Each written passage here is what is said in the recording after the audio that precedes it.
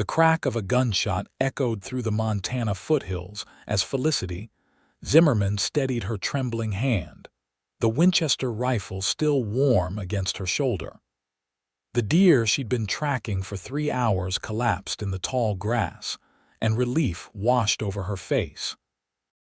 It wasn't pleasure that made her shoulders slump, it was necessity. This kill meant she and her ailing father might eat for another week.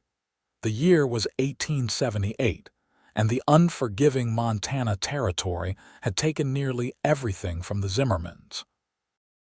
What the harsh winter hadn't stolen, her father's mounting medical debts had. All that remained was their small homestead on the outskirts of Helena, their meager crops, and Artemis, her magnificent chestnut mare, the one treasure Felicity couldn't bear to part with, until today. Felicity knelt beside the fallen deer, murmuring a quiet thanks before beginning the messy work of field dressing. Her calloused hands moved with practiced efficiency, her mind elsewhere. Dr. Morgan's words from yesterday still rang in her ears. "Your father's lungs are getting worse, Miss Zimmerman. Without proper medicine and care, I fear he won't see spring." The cost of the medicine was far beyond what they had. She had already sold her mother's silver, pawned her few pieces of jewelry, and taken on mending work from town. There was only one thing left of value. Felicity wiped blood from her hands onto her worn canvas trousers and looked toward the distant silhouette of Artemis, grazing patiently at the edge of the meadow. The horse had been her companion since she was 16, a gift from her father before consumption had hollowed his chest and bent his tall frame. Now, 5 years later, Artemis was the finest horse in the county and worth enough to save her father's life. The sun was setting by the time Felicity returned to their small cabin, the deer meat wrapped carefully in burlap. She secured Artemis in the shabby barn and pressed her face against the horse's warm neck, breathing in the familiar scent of hay and saddle leather. "I'm sorry, girl," she whispered, her voice breaking. "I don't have a choice." Her father's ragged coughing greeted her as she entered the cabin. Frederick Zimmerman lay propped on pillows, his once powerful frame now skeletal beneath threadbare blankets. His eyes brightened seeing his daughter, though the effort of smiling triggered another coughing fit. "You get something?" he asked when he could speak. "A good-sized doe," Felicity answered, hanging her hat on a peg by the door. "Should last us a while." She busied herself at the stove, not meeting his eyes. "I'm heading to town tomorrow." "What for?" "We just got supplies last week." Felicity stirred the pot of beans slowly. "Dr. Morgan says there's a new tonic from back east, might help with your breathing." "We can't afford fancy medicine, Felicity," Frederick said, his voice gentle but firm. "You know that." She turned to face him, her jaw set in a familiar stubborn line that reminded him so much of her mother. "I'll find a way." "You're not selling Artemis." It wasn't a question. Frederick Zimmerman might be dying, but he still knew his daughter. "Pa, no, Felicity, that horse is your future." "When I'm gone, you're not going anywhere," she interrupted fiercely. The silence stretched between them, filled with all the things they wouldn't say. "I've made up my mind," she finally said. "I'm taking her to the horse auction tomorrow." Her father closed his eyes, too weak to argue further. "You're as stubborn as your mother was." Felicity managed a small smile. "That's how I know I'll win this argument." The night passed slowly. Felicity slept in fits and starts, listening to her father's labored breathing from the next room. Before dawn, she rose and dressed quietly, pulling on her best shirt, faded blue cotton with only one mended tear, and her least patched trousers. She needed to look respectable enough to demand a fair price. She spent an hour brushing Artemis until the mare's coat shone like burnished copper in the early morning light.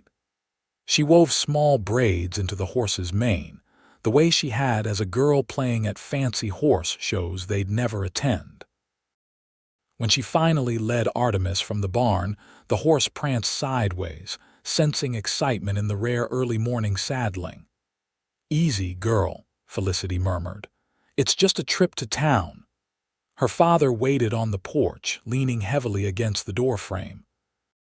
He'd clearly struggled to get himself out of bed, and Felicity felt a flash of both irritation and love.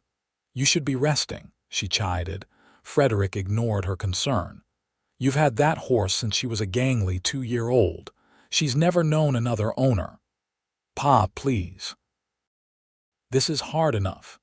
He nodded, then reached into his pocket, pulling out a small leather pouch. "Take this, at least. Might help you get a better price if she's got her papers with her." Felicity took the pouch, recognizing Artemis's breeding documentation, proof of her quarter-horse lineage.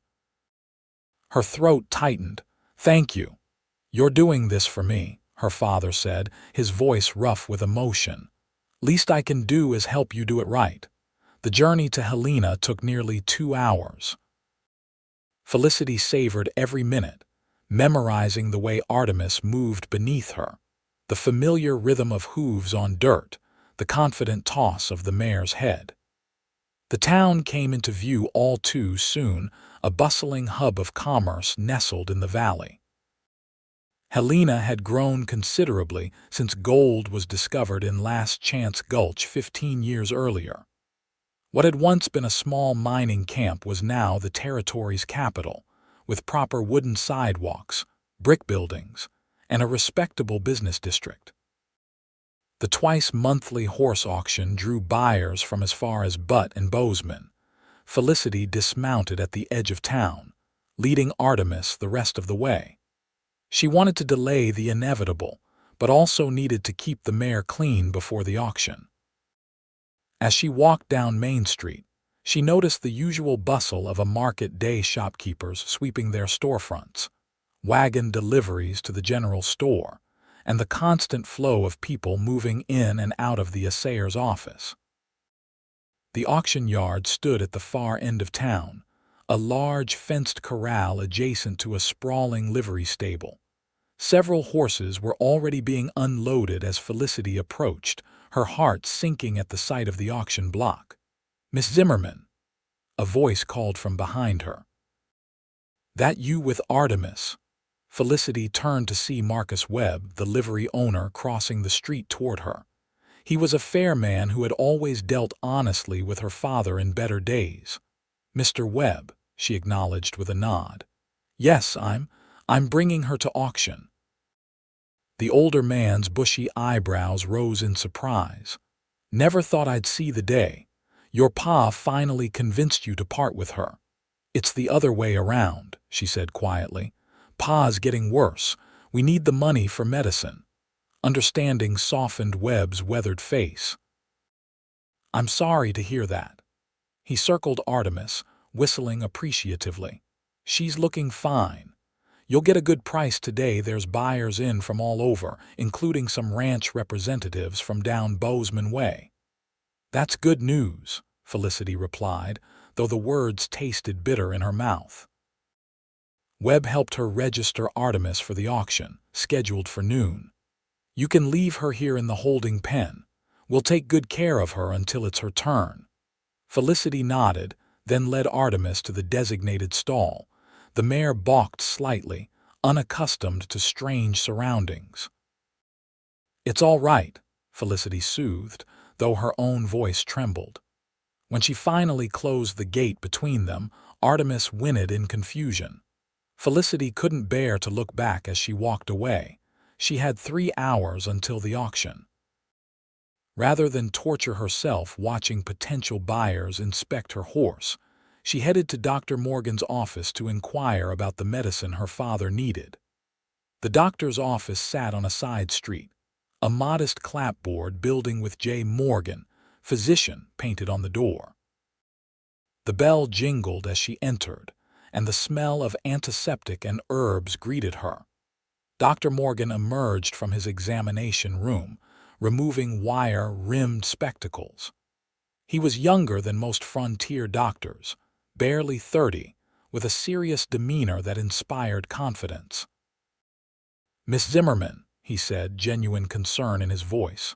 How is your father today? About the same, Felicity answered. I've come about the medicine you mentioned. I'll have the money by this afternoon. Dr. Morgan's eyebrows rose slightly. I see. Well, that's good news indeed. The shipment arrived from Denver yesterday. He hesitated. May I ask how you've managed to secure the funds? It's a considerable sum. I'm selling Artemis, she said flatly. The auction's at noon. The doctor's face registered both surprise and understanding. That's a significant sacrifice. You're sure there's no other way? Would I be here if there was? The words came out sharper than she intended. I'm sorry, doctor. It's been a difficult morning. Of course, he nodded. The tonic costs $18 for a month's supply. Your father will likely need at least 3 months' worth to see improvement. Felicity swallowed hard. $54 was an enormous sum, but Artemis was worth at least twice that. I'll return after the auction, she promised. As she turned to leave, the office door opened. A man in a tailored suit entered, removing his hat to reveal sandy hair and a clean-shaven face that stood out among the typically bearded men of Helena. Dr. Morgan, he greeted, then noticed Felicity. Pardon me, madam. I didn't mean to interrupt. Not at all, Mr. Taylor, the doctor replied. I've just finished with Miss Zimmerman. What brings you by? Picking up those headache powders for my mother, the man said, his voice carrying a slight Eastern accent.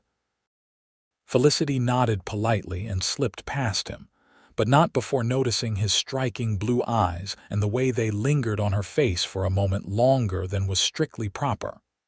Back on the street, Felicity realized she was hungry. The money in her pocket was meant for a small bag of flour, but she decided a cup of coffee might steady her nerves before the auction. She headed toward the Helena Hotel's restaurant, the only place in town where a woman alone could sit without raising eyebrows. The restaurant was half full with the late breakfast crowd. Felicity found a small table in the corner and ordered coffee from a harried-looking waitress. As she waited, she unfolded the advertisement for the auction, studying the details she already knew by heart. Most horses would sell for between $15 and $40, depending on quality. Artemis, with her impressive bloodline and training, should fetch at least $100. Coffee, miss, the waitress said, placing a steaming cup before her. Anything else? Felicity shook her head. Just the coffee, thank you. As she warmed her hands around the cup, the bell above the restaurant door chimed. The man from the doctor's office entered, scanning the room briefly before his gaze settled on her. To her surprise, he approached her table. Excuse me, he said, removing his hat again. We weren't properly introduced at the doctor's. I'm Preston Taylor. Felicity regarded him with cautious curiosity. Felicity Zimmerman. Might I join you for a moment, Miss Zimmerman? I believe we have a mutual acquaintance. She hesitated, then gestured to the empty chair across from her. In a small town like Helena, it wasn't unusual for people to know of each other, though she couldn't recall ever meeting this man before. Thank you, Preston said, sitting down with an easy grace that spoke of good breeding. I've recently acquired the Double Circle Ranch south of town. Your neighbor, Mrs. Holbrook, speaks highly of your family. Mrs. Holbrook is kind, Felicity replied neutrally. You've purchased the Billings place. 6 weeks ago, he confirmed. I'm still getting acquainted with the area and its people.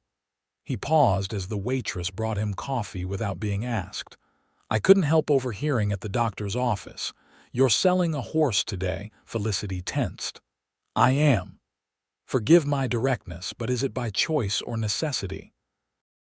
She bristled at the personal question. Mr. Taylor, while I appreciate your interest, my business is my own. He nodded, accepting the rebuke. Of course, I apologize. It's just that I'm in the market for quality horses and was planning to attend the auction regardless. If yours is exceptional, I'd be interested." "Artemis is exceptional," Felicity stated, unable to keep pride from her voice. "But she'll be available to the highest bidder like any other horse at auction." Something flickered in Preston Taylor's eyes, amusement, perhaps, or admiration at her directness. "Fair enough, Miss Zimmerman. I look forward to seeing her qualities for myself." They sat in awkward silence for a moment before Preston changed the subject. "Mrs. Holbrook mentioned your father was once the territory's finest horse trainer. I'm relatively new to ranching and could use advice from someone with experience." "My father is ill," Felicity said flatly. "He's not taking on work." "I'm sorry to hear that." Preston's expression seemed genuinely sympathetic. "If there's anything I can do—" "You can bid fairly on my horse if you're interested," Felicity interrupted, draining her coffee cup and standing. "Now, if you'll excuse me, I need to return to the auction yard."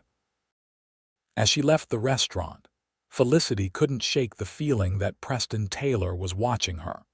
Something about the encounter unsettled her, perhaps. It was simply the humiliation of a stranger witnessing her family's financial desperation. The auction yard was significantly busier when she returned. Cowboys, ranchers, and traders milled about, inspecting the horses in the holding pens. Felicity made her way to Artemis's stall and found two men examining her horse with obvious interest. "Finest quarter horse I've seen this year," one was saying. "Look at that chest depth and those clean legs. Breeding stock for sure," the other agreed. "Wonder if she comes with papers." Felicity cleared her throat. "She does, gentlemen. Full documentation of her sire and dam 4 generations back." The men turned, surprised. The taller one, wearing the dust-covered clothes of a working rancher, tipped his hat. "This your horse, miss?" "Yes," Felicity confirmed. "Raised her from a filly." "Mind if I look at her teeth?" the rancher asked. Felicity nodded, then approached Artemis, who had grown increasingly agitated with all the strangers. "Easy, girl," she murmured, running a hand down the mare's neck. "These men just want to see what a fine lady you are."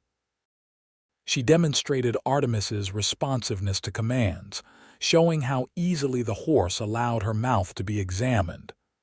The ranchers exchanged impressed glances. "What's her name?" the shorter man asked. "Artemis, like the goddess," a new voice observed. Preston Taylor had appeared at the edge of the stall. "Goddess of the hunt and the moon, fitting for such a magnificent animal." The other men nodded respectfully to Preston, clearly recognizing him. Felicity realized he must have made quite an impression in his short time in Helena to be acknowledged by established ranchers. "Mr. Morris, Mr. Delaney," Preston greeted them. "I see you've discovered Miss Zimmerman's horse. She's quite something, isn't she?" "That she is," the one called Morris agreed. "You bidding on her, Taylor?" "I'm considering it," Preston replied, his eyes meeting Felicity's briefly. "Though I suspect the competition will be fierce." A bell rang from the auction platform, signaling that bidding would commence in 15 minutes. The ranchers moved on to inspect other horses, but Preston lingered. "You didn't mention she was named for a goddess," he said, reaching out to let Artemis sniff his hand. "You didn't ask," Felicity replied. To her surprise, Artemis, normally wary of strangers, allowed Preston to stroke her nose. The mare even leaned into his touch slightly, making a soft nickering sound. "She likes you," Felicity said, unable to keep the surprise from her voice. Preston smiled, a genuine expression that transformed his serious face. "Animals are often better judges of character than people." "I take it as a compliment." Before Felicity could respond, Marcus Webb appeared. "It's time to move Artemis to the showing pen, Miss Zimmerman. Auction starting with the working horses, and she's third in line." Her stomach tightened with dread. "Thank you, Mr. Webb." Preston stepped back. "Good luck, Miss Zimmerman. I hope Artemis brings the price she deserves." Felicity led Artemis to the showing pen adjacent to the auction block. Her hands trembled slightly as she removed the mare's halter and replaced it with a simple bridle. Around them, potential buyers gathered, talking among themselves and pointing at various horses. The auctioneer, a rotund man with a booming voice, took his position on the raised platform. "Ladies and gentlemen, welcome to Helena's finest horse auction. We've got 36 quality animals today, from plow horses to thoroughbreds. Let's begin with Lot 1. Felicity barely heard the proceedings for the first 2 horses. Her mind was racing, calculating what minimum bid she should accept. Artemis was worth at least $100, but what if the bidding stalled? Could she bring herself to accept less, knowing her father's life hung in the balance?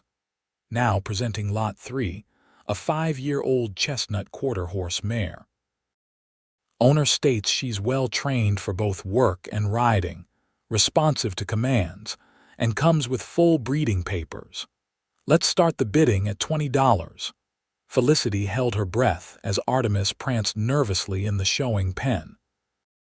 The mare seemed to sense the importance of the moment, arching her neck and moving with exceptional grace. $20 from Mr. Delaney, the auctioneer called. "Do I hear 25? 25, called a voice from the back. 30, countered Mr. Morris. The bidding quickly escalated, jumping by $5 increments. Felicity's heart pounded as the price climbed past 50, then 60, then $70. More voices joined in, creating a flurry of competition she hadn't dared hope for. "I have $75 from Mr. Morris." "Do I hear 80? 80, Preston Taylor's calm voice cut through the crowd. 85, called Delaney immediately. 90, Preston countered. The crowd had grown quiet, watching the duel between the 2 men. Felicity clutched the fence post, hardly daring to breathe. 95, Delaney said, his voice less certain. 100, Preston responded without hesitation. Delaney conferred briefly with his companion, then shook his head. "I'm out." $100 from Mr. Taylor, the auctioneer announced. "Going once, going twice." 110, called a new voice, a tall, broad-shouldered man Felicity didn't recognize. Preston turned, assessing the newcomer coolly. 120. 130, the stranger countered. The crowd murmured with excitement. Horses rarely fetched such prices in Helena.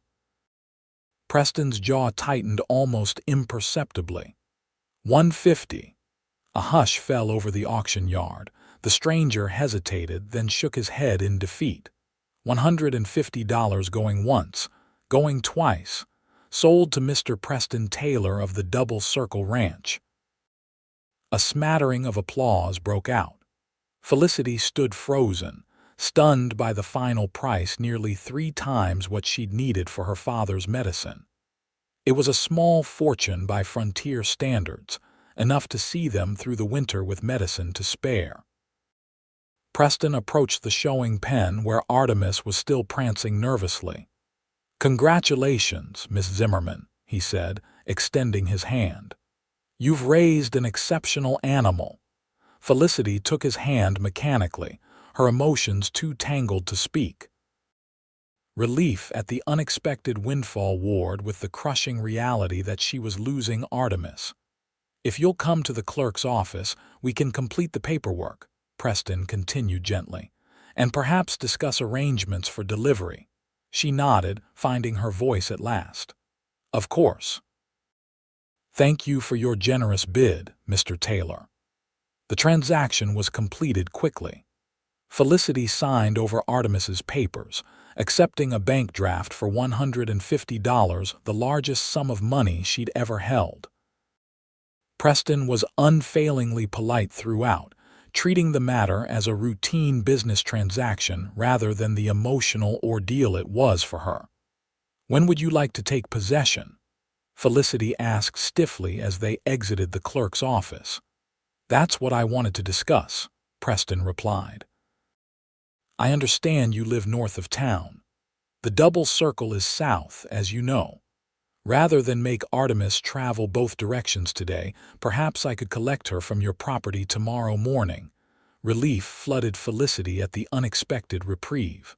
One more night with Artemis. One proper goodbye. "That would be acceptable," she agreed. "We're 4 miles north on the Marysville Road, the Zimmerman homestead." "I know it," Preston nodded. "I'll come by around 9 if that suits." "It does." An awkward silence fell between them. Felicity knew she should thank him again for his generous bid, but the words stuck in her throat. Instead, she turned to retrieve Artemis from the showing pen. "Miss Zimmerman," Preston called after her, "I want you to know I'll take excellent care of her. She'll want for nothing at the double circle." Felicity paused, not turning around. "See that you do, Mr. Taylor. She deserves the best." She continued walking, blinking back tears that threatened to fall. The ride home was bittersweet. Felicity took the long route, letting Artemis gallop across open meadows where they had ridden countless times before. The mare seemed to sense something important had happened, responding to Felicity's cues with extra attentiveness. "We've had a good run, haven't we, girl?" Felicity murmured as they crested the final hill overlooking the Zimmerman homestead. The small cabin, weathered barn, and modest fields looked particularly humble in the late afternoon light. "You're going to a better place. A real ranch with other fine horses." Artemis snorted and tossed her head as if in protest. "I know," Felicity said, patting the horse's neck. "I don't want it either. But Pa needs that medicine, and Mr. Taylor seems decent. He'll treat you well." The bank draft felt heavy in her pocket, salvation for her father, but at such a cost. As they approached the cabin, Frederick Zimmerman appeared on the porch, leaning heavily on a walking stick. Even from a distance, Felicity could see the anxious set of his shoulders. "You're back late," he called as she dismounted. "I was getting worried." "The auction ran longer than expected," Felicity explained, securing Artemis to the hitching post. She reached into her pocket and pulled out the bank draft, holding it up for her father to see. "Artemis sold for $150, Pa, $150. Frederick's eyes widened. That's more than we could have hoped for." "Enough for your medicine and to get us through winter," Felicity confirmed. "And the buyer, Mr. Taylor from the double circle, he's coming to collect her tomorrow morning. We have one more night with her." Her father studied her face. "You're not happy." "I'm relieved," she corrected. "There's a difference." Frederick nodded, understanding in his tired eyes. "Come inside. You must be hungry after such a day." They shared a simple dinner of venison stew from yesterday's hunt. Felicity described the auction, Preston Taylor's unexpected interest in Artemis, and her visit to Dr. Morgan's office. "This Taylor fellow," Frederick mused. "He new to these parts. Don't recall a Taylor owning the old Billings place. He said he bought it 6 weeks ago. Seems to have money, Eastern money if I had to guess. His clothes are too fine for a working rancher." Her father's expression turned thoughtful. "Might be good or bad. Some of these Easterners come out thinking they know ranching from books, run their stock into the ground before the first winter." "He mentioned wanting advice from an experienced horseman," Felicity recalled. "Said Mrs. Holbrook told him you were the best in the territory." A shadow of pride crossed Frederick's gaunt face. "That was a long time ago." "Not so long," Felicity insisted. "And it's still true." They spent the evening in companionable silence, Frederick whittling by the fire while Felicity mended a tear in her work shirt. Neither mentioned Artemis's impending departure, though it hung in the air between them like an invisible cloud. Later, Felicity slipped out to the barn. She spread fresh hay in Artemis's stall and brushed the mare until her coat gleamed in the lantern light. The horse nuzzled her shoulder affectionately. "I'll miss you too," Felicity whispered, burying her face in Artemis's mane to muffle a sob. She didn't sleep well that night. Dreams of galloping across endless meadows gave way to images of Artemis disappearing into the horizon, always just beyond reach. When dawn finally broke, Felicity was already dressed and in the barn, determined to make Artemis's last morning with them special. She fed the mare the best oats they had, then led her to the small creek behind the property where Artemis had always loved to splash in the shallows. The horse seemed to sense the importance of the day, staying especially close to Felicity's side. By 8 o'clock, Felicity had Artemis groomed to perfection, her tack cleaned and ready for the journey to her new home. Frederick insisted on coming to the barn to say his own goodbye, leaning heavily on Felicity's arm. "You raised her well," he told his daughter, patting Artemis's flank. "Your mother would be proud of the horsewoman you've become." Felicity swallowed the lump in her throat. "I learned from the best." At precisely 9 o'clock, the sound of approaching hoofbeats announced Preston Taylor's arrival. Felicity stepped out of the barn to see him riding a handsome black gelding, leading a bay packhorse laden with supplies. He wore simpler clothes than yesterday, practical riding gear, rather than the tailored suit, but still carried himself with that unmistakable confidence. "Good morning, Miss Zimmerman," he called, dismounting smoothly. "I hope I'm not too early." "You're right on time, Mr. Taylor," she replied, suddenly aware of her work-worn appearance. She'd been so focused on preparing Artemis that she'd given no thought to her own impression. Preston secured his horses to the fence. "I thought I might need supplies for the journey back," he explained, gesturing to the packhorse. "The double circle is a good 4 hours' ride." Felicity nodded. "Artemis is ready, and this is my father, Frederick Zimmerman." Preston approached, extending his hand. "Mr. Zimmerman, it's an honor. Your reputation with horses precedes you." Frederick sized up the younger man, then accepted the handshake. "You've bought yourself a fine animal, Mr. Taylor. Treat her well." "I intend to," Preston assured him. "In fact, I was hoping to ask your advice on integrating her into my herd.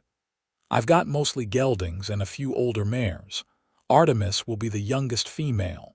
Frederick's interest visibly piqued. As the men began discussing horse management, Felicity slipped back into the barn, needing a final moment alone with Artemis. "It's time, girl," she whispered, stroking the mare's velvet nose. "Be good for Mr. Taylor. Show him what a special girl you are." When she led Artemis out of the barn, the men's conversation halted. Preston's eyes widened appreciatively at the sight of the gleaming chestnut horse. "She looks even finer in the daylight," he remarked. "She knows she's going somewhere," Felicity said, unable to keep the sadness from her voice. She handed Preston the reins, their fingers brushing briefly in the exchange. "Everything you need is in the saddlebags: her brush, hoof pick, and favorite treats. She likes apples best, but will do anything for a sugar cube." Preston nodded, absorbing these details seriously. "Thank you. I can see she's been deeply loved." "She still is," Felicity corrected, her voice catching. An awkward silence fell. Frederick cleared his throat. "Mr. Taylor was just explaining his plans for the double circle. Sounds like he's making good improvements to the Billings place." "Yes," Preston confirmed. "I've hired men to repair the fencing and expand the corrals. The main house needed work too. It had been empty for nearly a year before I purchased it." Felicity nodded politely, though she couldn't bring herself to care about Preston Taylor's ranch improvements. All she could focus on was Artemis, shifting nervously between them. "I should be going," Preston said, seeming to sense her distress. "It's a long ride back." "Of course," Felicity managed. She reached out to stroke Artemis's neck one last time. "Goodbye, girl." Preston mounted his gelding, then carefully took Artemis's reins. The mare whinnied, sensing separation from her longtime home. "Easy," Preston soothed. "We're going to be friends, you and I." "Mr. Taylor," Felicity called suddenly. Would you write to let me know how she settles in?" Preston's expression softened. "I'll do better than that, Miss Zimmerman. Once your father is feeling stronger, you should both come visit the double circle, see for yourselves how she's faring." "That's kind, but we'd be much obliged," Frederick interrupted. "Perhaps when spring comes." Preston nodded. "Spring it is, then." He tipped his hat to them both. "Good day to you." Felicity stood motionless as Preston guided both horses away from the homestead. Artemis resisted briefly, turning her head back toward Felicity, but Preston handled her with gentle firmness. The mare eventually settled, falling into step beside his gelding. "He knows horses," Frederick observed quietly. "Did you see how he anticipated her balking? Didn't jerk the reins or lose patience?" "I noticed," Felicity admitted. She continued watching until the riders disappeared over the hill, taking a piece of her heart with them. The following weeks brought significant changes to the Zimmerman homestead. With the money from Artemis's sale, Felicity purchased 6 months' worth of Dr. Morgan's tonic, repaired their leaking roof, and stocked the root cellar with provisions for the coming winter. Frederick began showing small improvements within days of starting the medicine. His coughing spells grew shorter. His appetite returned, and he could walk short distances without becoming winded. But for Felicity, the improvements in their circumstances couldn't fill the void left by Artemis's absence. She threw herself into work around the homestead, rising before dawn and collapsing into exhausted sleep each night. The empty stall in the barn remained a painful reminder of what she'd sacrificed. True to his word, Preston Taylor sent a letter 2 weeks after taking Artemis. His handwriting was neat and measured, the paper of fine quality. "Dear Miss Zimmerman, I hope this letter finds you and your father well. I wanted to inform you that Artemis has settled admirably at the double circle. After some initial adjustment, she has established herself quite firmly in the hierarchy of my small herd. She particularly enjoys the eastern pasture, where the creek runs wide and shallow. She remains in excellent health and spirits, though I confess she sometimes looks toward the north, as if remembering her former home. I have begun working with her daily and find her intelligence and responsiveness remarkable. You trained her beautifully. Your father mentioned his experience with breeding programs. When time permits, I would value his insights on expanding my stock. The double circle's future success may well depend on producing horses of Artemis's quality. Please give Mr. Zimmerman my regards, and know that Artemis is well cared for. Respectfully, Preston Taylor. Felicity read the letter multiple times, finding both comfort and renewed pain in Preston's detailed account of Artemis's new life.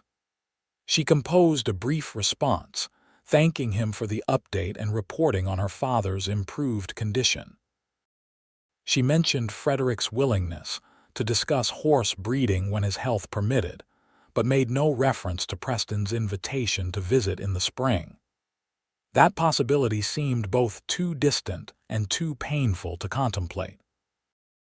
October gave way to November, bringing the first snows and confining the Zimmermans largely to their cabin. Felicity made weekly trips to Helena for supplies and Frederick's medicine, finding the journey lonelier without Artemis beneath her.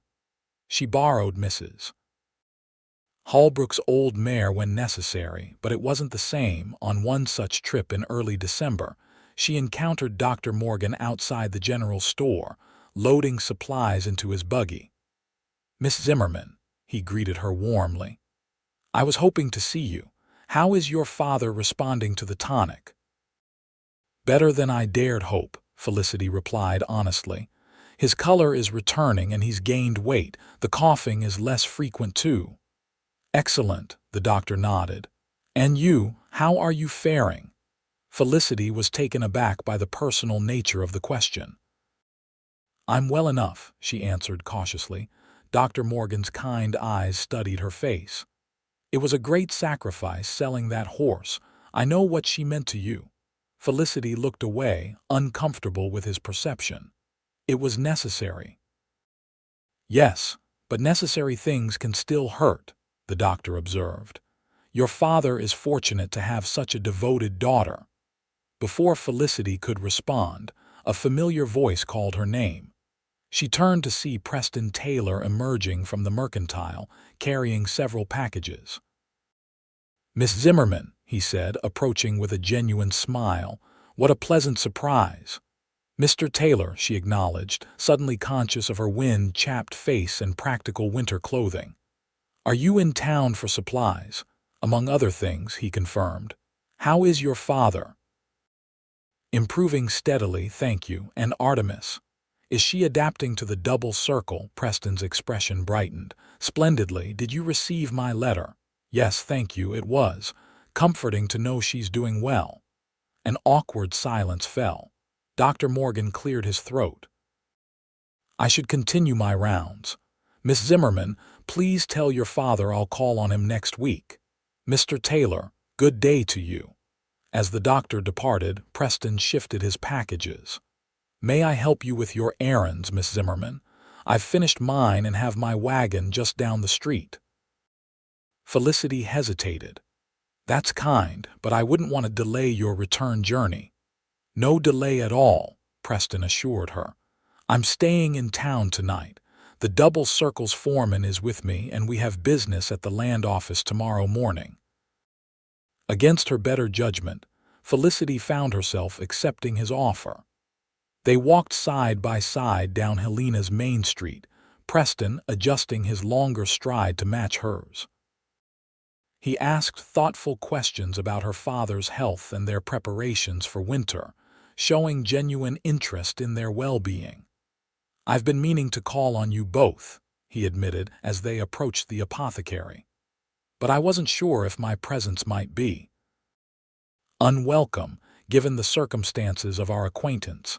Felicity glanced at him, surprised by his candor. "You mean because you bought Artemis?" "Yes, I thought perhaps seeing me might be a painful reminder." She considered this. "It's true that losing her has been difficult. But you paid fairly more than fairly, and from your letter, it sounds like she's well cared for." "She is," Preston assured her. "In fact," he hesitated. "Would you allow me to call on you both next week? I have a business proposition for your father that might interest him." Curiosity piqued, Felicity nodded. "I'm sure he would welcome the company. Winter can be isolating." "Excellent. Would Wednesday be convenient, around midday?" "That would be fine," Felicity agreed, wondering what proposition Preston could possibly have for her ailing father. They completed her errands efficiently, Preston insisting on carrying her purchases. When they parted at the edge of town, he tipped his hat with a formality that somehow didn't feel stiff. "Until Wednesday, Miss Zimmerman." As Felicity rode Mrs. Holbrook's mare home, she found herself wondering about Preston Taylor. He remained something of a mystery, clearly wealthy, but without the condescension often shown by Eastern transplants. He was unfailingly polite, yet there was something guarded in his manner, as if he kept part of himself deliberately hidden. Frederick was intrigued by news of Preston's impending visit. "A business proposition, you say? Wonder what the man has in mind." "I have no idea," Felicity admitted. "Perhaps he wants advice on his breeding program, as he mentioned in his letter." Her father looked thoughtful. "Might be good to have something useful to do again. A man needs purpose." The days until Wednesday passed slowly. Felicity found herself unusually concerned with the state of their modest cabin, scrubbing the floors and polishing the few pieces of decent furniture they possessed. She told herself it was simply respect for a guest, but couldn't deny the flutter of anticipation she felt at the prospect of seeing Preston again. Wednesday dawned clear and cold, with fresh snow blanketing the landscape. Felicity rose early to prepare a decent meal venison stew with the last of their summer vegetables and fresh bread she'd baked the previous day. By mid-morning, the cabin was as presentable as their limited means allowed. Frederick teased her gently about her preparations. "If I didn't know better, I'd think you were trying to impress Mr. Taylor," Felicity flushed. "Don't be ridiculous. He's a guest, that's all."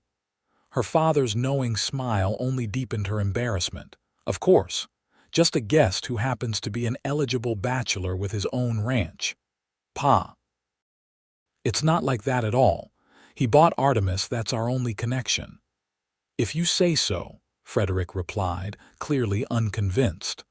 "Though I can't help noticing you've worn your good dress and pinned your hair up special."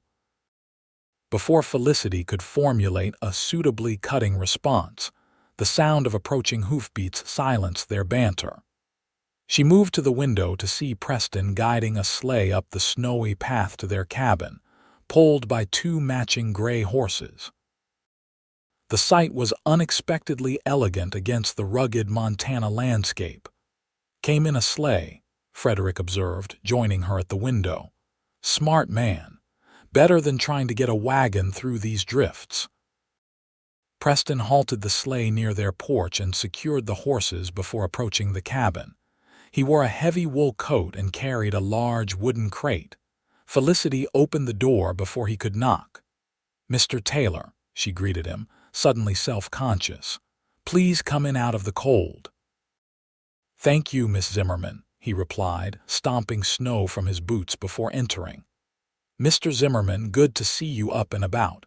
You're looking considerably better than when we last met." Frederick nodded. "That fancy medicine is doing its work, that and my daughter's cooking. Speaking of which, she's prepared a fine stew if you'd join us for dinner." "I'd be honored," Preston said, setting down the crate. "And I've brought a few things from town, some coffee, preserves, and a bottle of decent brandy. Medicinal purposes, of course," he added with a small smile. They settled around the table, the conversation flowing more easily than Felicity had anticipated. Preston described recent improvements to the double circle, including a new barn he'd commissioned and the arrival of additional horses purchased from a breeder in Colorado. Frederick asked knowledgeable questions about the ranch's operations, revealing his deep understanding of the cattle business despite his years focused on horses. After the meal, Preston finally broached the purpose of his visit. "Mr. Zimmerman, I've come with a proposal that might interest you. As Miss Zimmerman may have mentioned, I'm relatively new to ranching. While I understand the business aspects, I lack practical experience, particularly with horses." Frederick nodded, encouraging him to continue.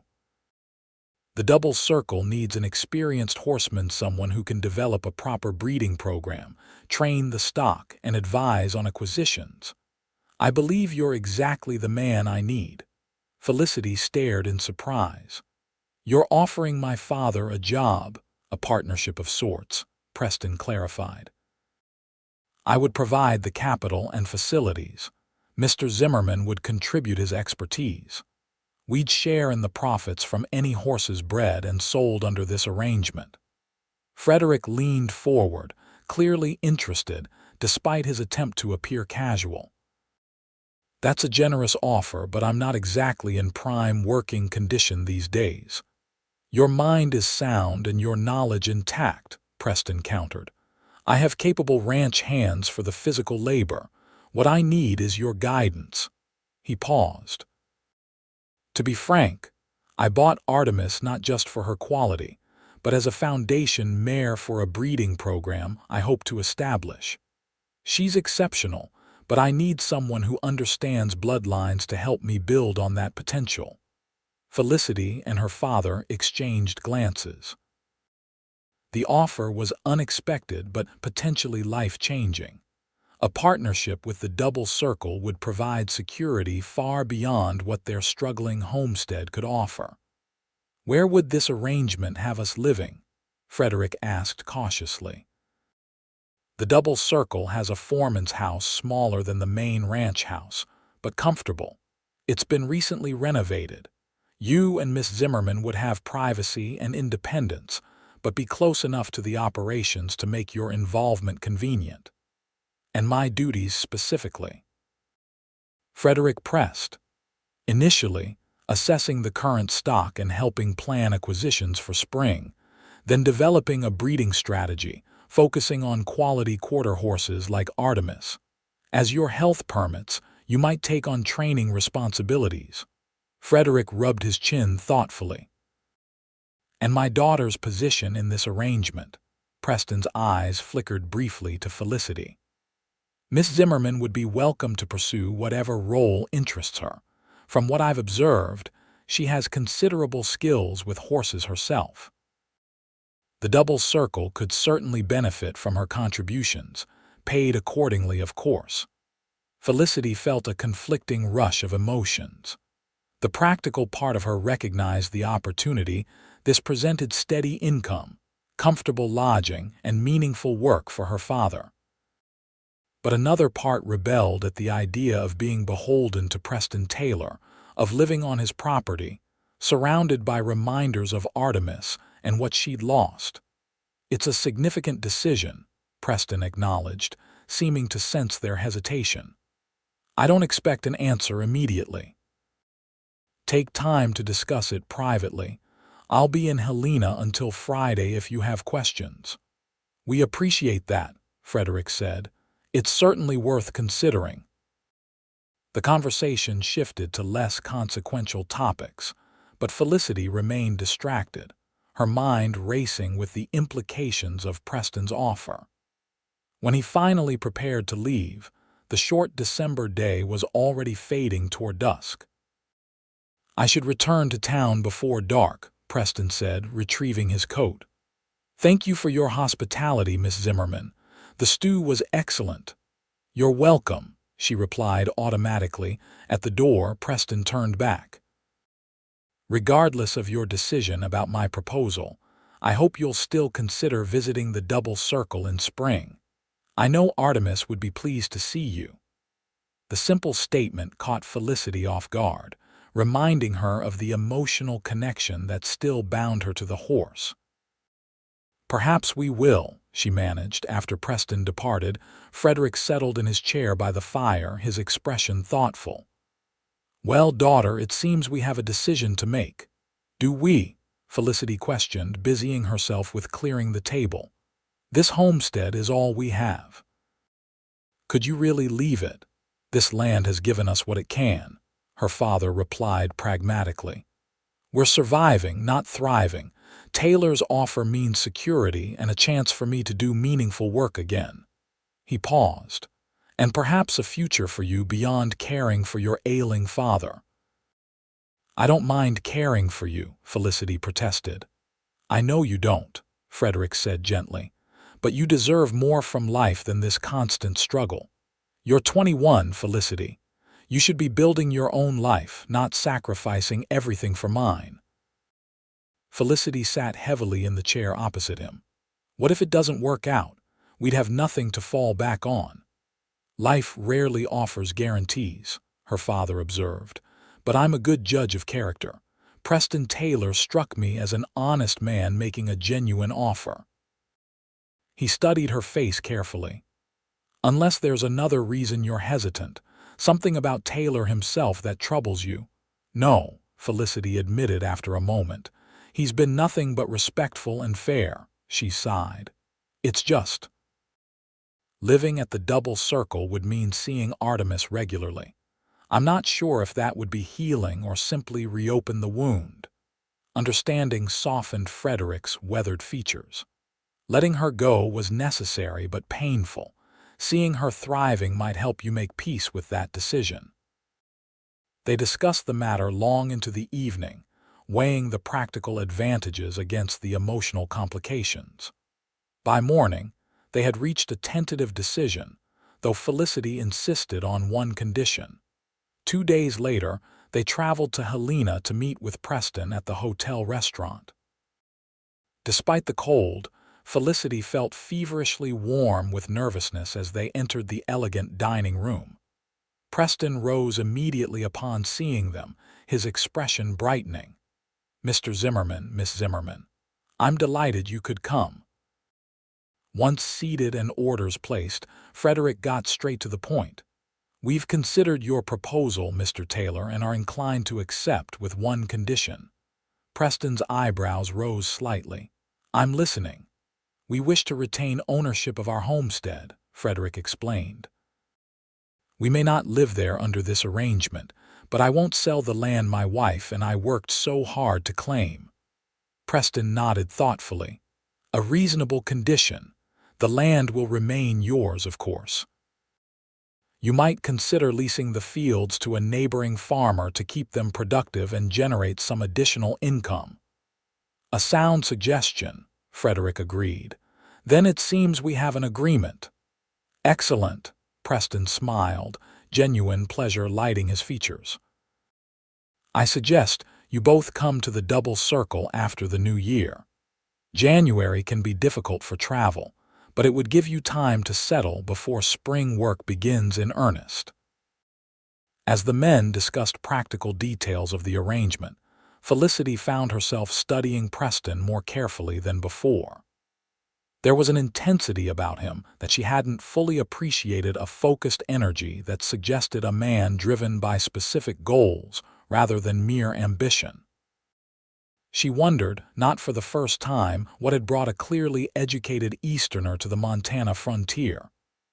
"Miss Zimmerman," Preston's voice interrupted her thoughts, "you've been very quiet. I hope you're comfortable with this arrangement." Felicity straightened. "Yes, Mr. Taylor. Though I confess I'm curious about what role you envision for me at the double circle." "That would depend largely on your interests," Preston replied. "Your father speaks highly of your skills with horses. The ranch could certainly use someone with your abilities for training and daily care. However, if you prefer other pursuits, we could discuss alternatives." "Horses are my life," Felicity said simply. "I would welcome the opportunity to work with them again." "Then it's settled," Preston declared, raising his coffee cup in a small toast, "to new beginnings at the double circle." The following weeks passed in a flurry of preparation. The Zimmermans packed their limited possessions, arranged for Mrs. Holbrook's son to check on their property periodically, and prepared for the move to the double circle. The prospect of leaving the only home Felicity had known since childhood filled her with both trepidation and a reluctant excitement. On a clear, bitingly cold morning in early January, Preston arrived with his foreman and 2 wagons to transport the Zimmermans and their belongings. The journey to the double circle took most of the day, following the road south from Helena through snow-covered valleys and pine forests. As they crested a ridge in the late afternoon, Preston halted the lead wagon. "There it is," he said, pointing toward a cluster of buildings nestled in a protected valley.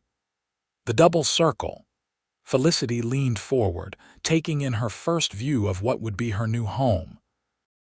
The ranch was larger than she had imagined, a substantial main house built of squared logs, several outbuildings, 2 large barns, and extensive corrals and paddocks. Smoke rose from multiple chimneys, and even from this distance, she could make out the figures of men working near the barns. "It's impressive," Frederick acknowledged. "Bigger operation than Billings ran." "I've expanded considerably," Preston confirmed. "The ranch was run down when I purchased it.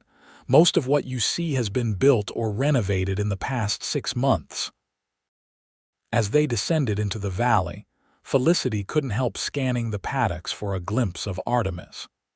She spotted several horses in the nearest enclosure, but couldn't distinguish individual animals at this distance. The wagons pulled up to a tidy cabin situated about 100 yards from the main house, close enough to be convenient, but far enough to offer privacy. It was larger than their homestead cabin, with a covered porch and glass windows instead of oiled paper.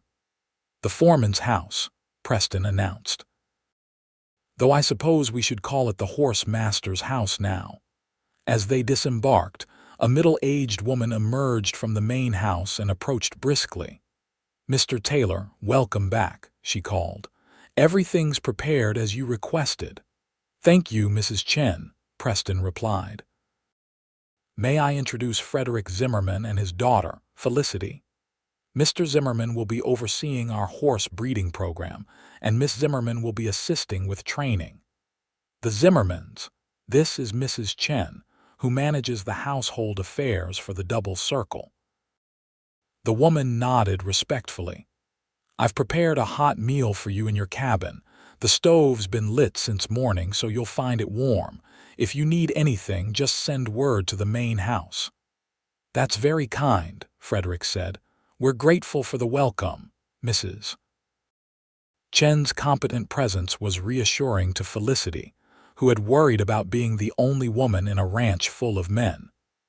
As they unloaded their belongings, Preston's foreman, Mr. Hollister, and 2 ranch hands assisted efficiently. "I'll leave you to settle in," Preston said once everything had been moved inside. "Perhaps tomorrow, if you're rested, I can show you both around the property and introduce you to the staff." "That would be fine," Frederick agreed. "And I'm eager to see your horse stock, particularly that mare we've heard so much about." A smile flickered across Preston's face. "Artemis is doing splendidly. I think you'll be impressed with how she's taken to her new home." After Preston and his men departed, Felicity and Frederick explored their new quarters. The cabin was simple but well-appointed 2 bedrooms, a comfortable living area with a stone fireplace, and a kitchen with an iron stove and pump for water. Mrs. Chen had indeed prepared a welcoming meal of beef stew, fresh bread, and apple pie. "Taylor's done well by us," Frederick observed as they ate. "This is more comfortable than I expected." Felicity nodded, though her thoughts were elsewhere. Somewhere on this ranch, Artemis was settling in for the night. The knowledge that she was so close yet still not Felicity's created a peculiar ache. "You're thinking about her," her father said softly. "Is it that obvious? Only to someone who knows you as I do." He reached across the table to pat her hand. "Tomorrow will be difficult, seeing her again, but perhaps it's the first step in healing."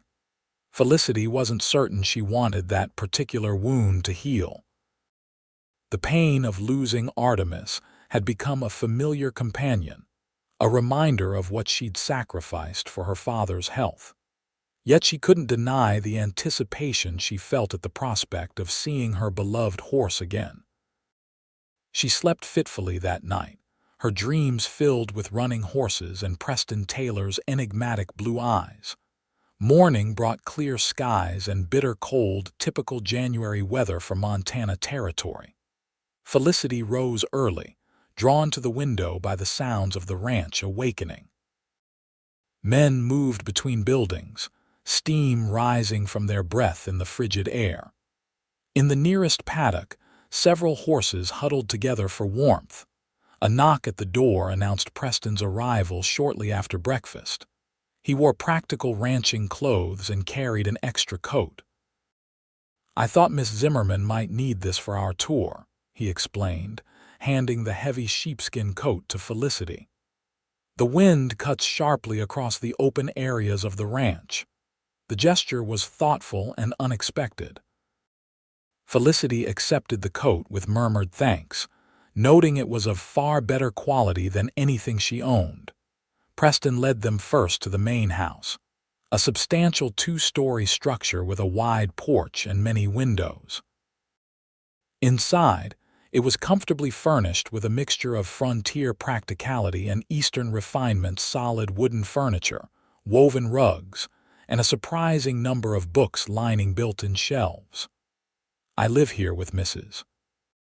Chen, who manages the household, and Mr. Hollister, my foreman," Preston explained. "There's a bunkhouse for the ranch hands near the main barn." The tour continued to the various outbuildings: a smokehouse, workshop, and storage sheds.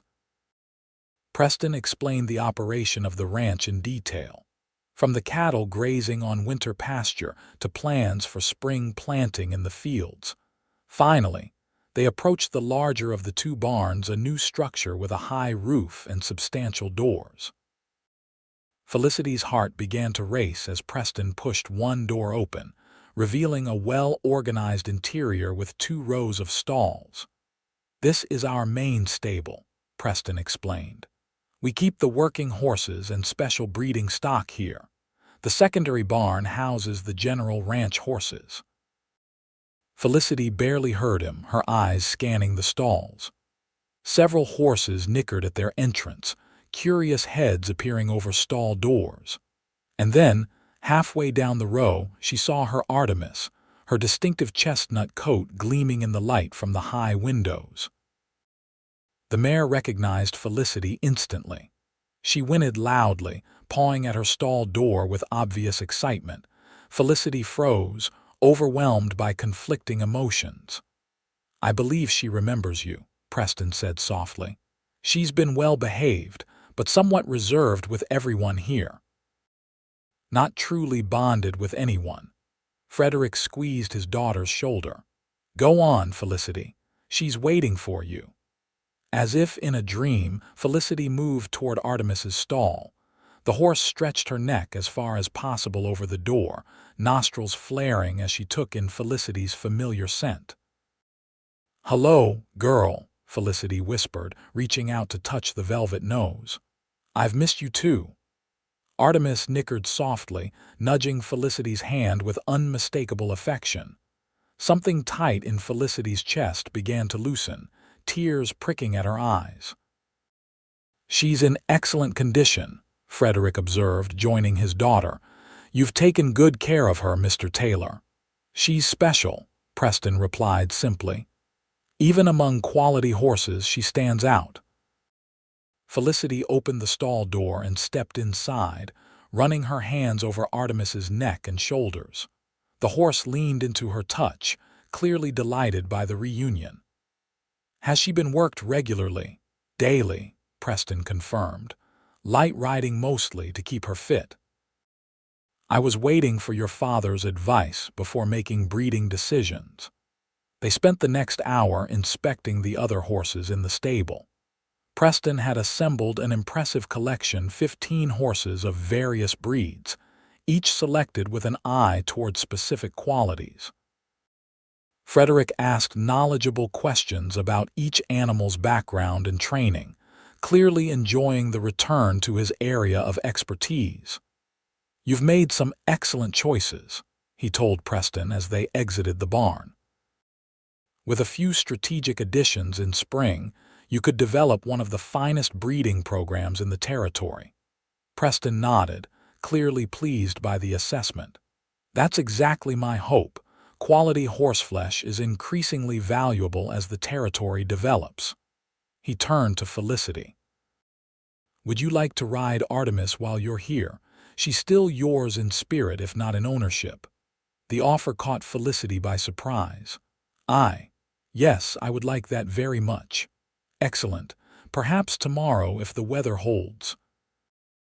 "There are some beautiful riding trails through the southern pastures."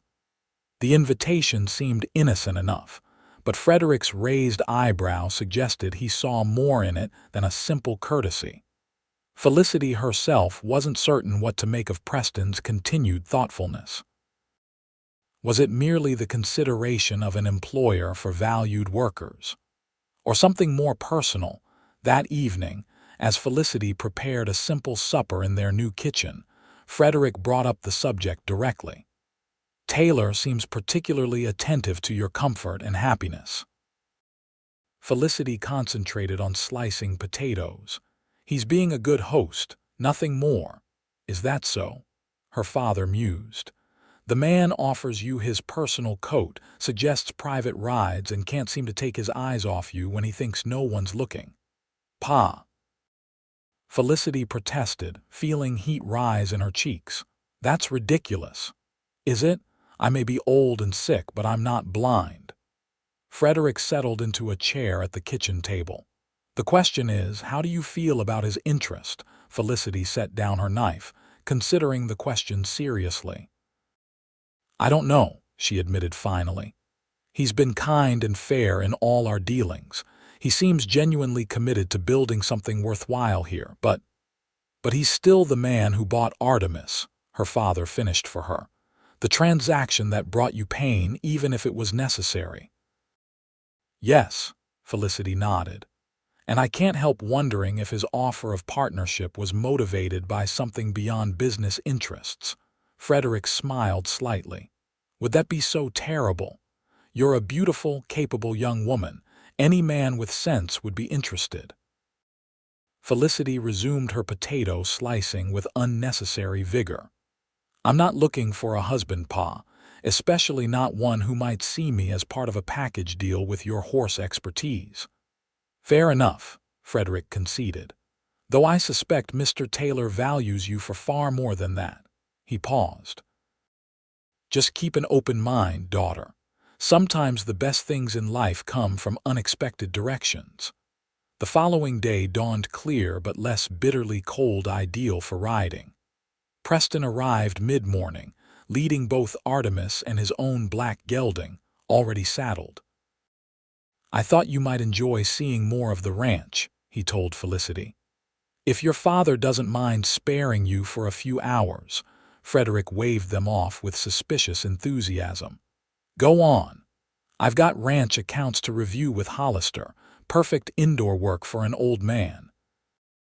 The first few minutes of the ride were awkward, with Felicity acutely conscious of Preston's presence beside her. But Artemis's familiar gait beneath her was so comforting, so right, that she gradually relaxed. They rode south from the ranch buildings, following a well-used trail that wound through stands of pine and open meadows. How does it feel to be on her back again? Preston asked as they paused atop a small rise overlooking a frozen creek. Like coming home, Felicity admitted. She moves exactly as I remember. She's never responded to me the way she does to you, Preston observed. I can ride her competently enough, but there's no true connection, not like what I'm seeing now. Felicity stroked Artemis's neck affectionately. We grew up together. That creates a bond that's hard to replace. They rode in companionable silence for a while, the only sounds the creak of leather and the soft huffing of the horse's breath in the cold air. Preston eventually guided them to a sheltered clearing where a fallen log provided a natural seating area. I thought we might rest the horses briefly, he suggested. I've brought coffee if you'd like some. From his saddlebag, Preston produced a small metal flask and 2 tin cups. The coffee was hot and liberally sweetened with sugar, a luxury Felicity rarely indulged in. They sat side by side on the log, horses ground tied nearby. May I ask you something personal, Mr. Taylor? Felicity ventured after several minutes of silence. I think, given our circumstances, you might call me Preston, he replied with a small smile. And yes, you may ask. What brought you to Montana? You're clearly Eastern educated, with means to have settled anywhere. Why choose a remote ranch in the territories? Preston contemplated his coffee for a long moment. The direct answer is that I wanted a fresh start, away from Boston society and its expectations. He paused. My father was a successful merchant who expected me to follow in his footsteps. When he died 2 years ago, I inherited his business and the burden of his ambitions.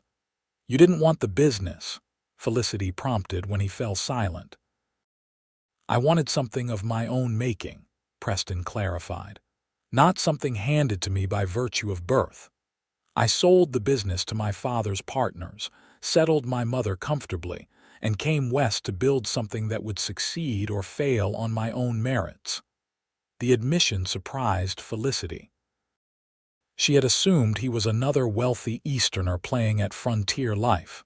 That's Admirable. Many men would have simply enjoyed the inheritance.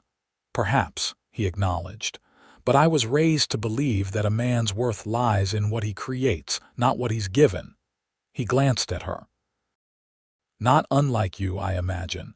You've clearly built your life on hard work rather than expectations of rescue.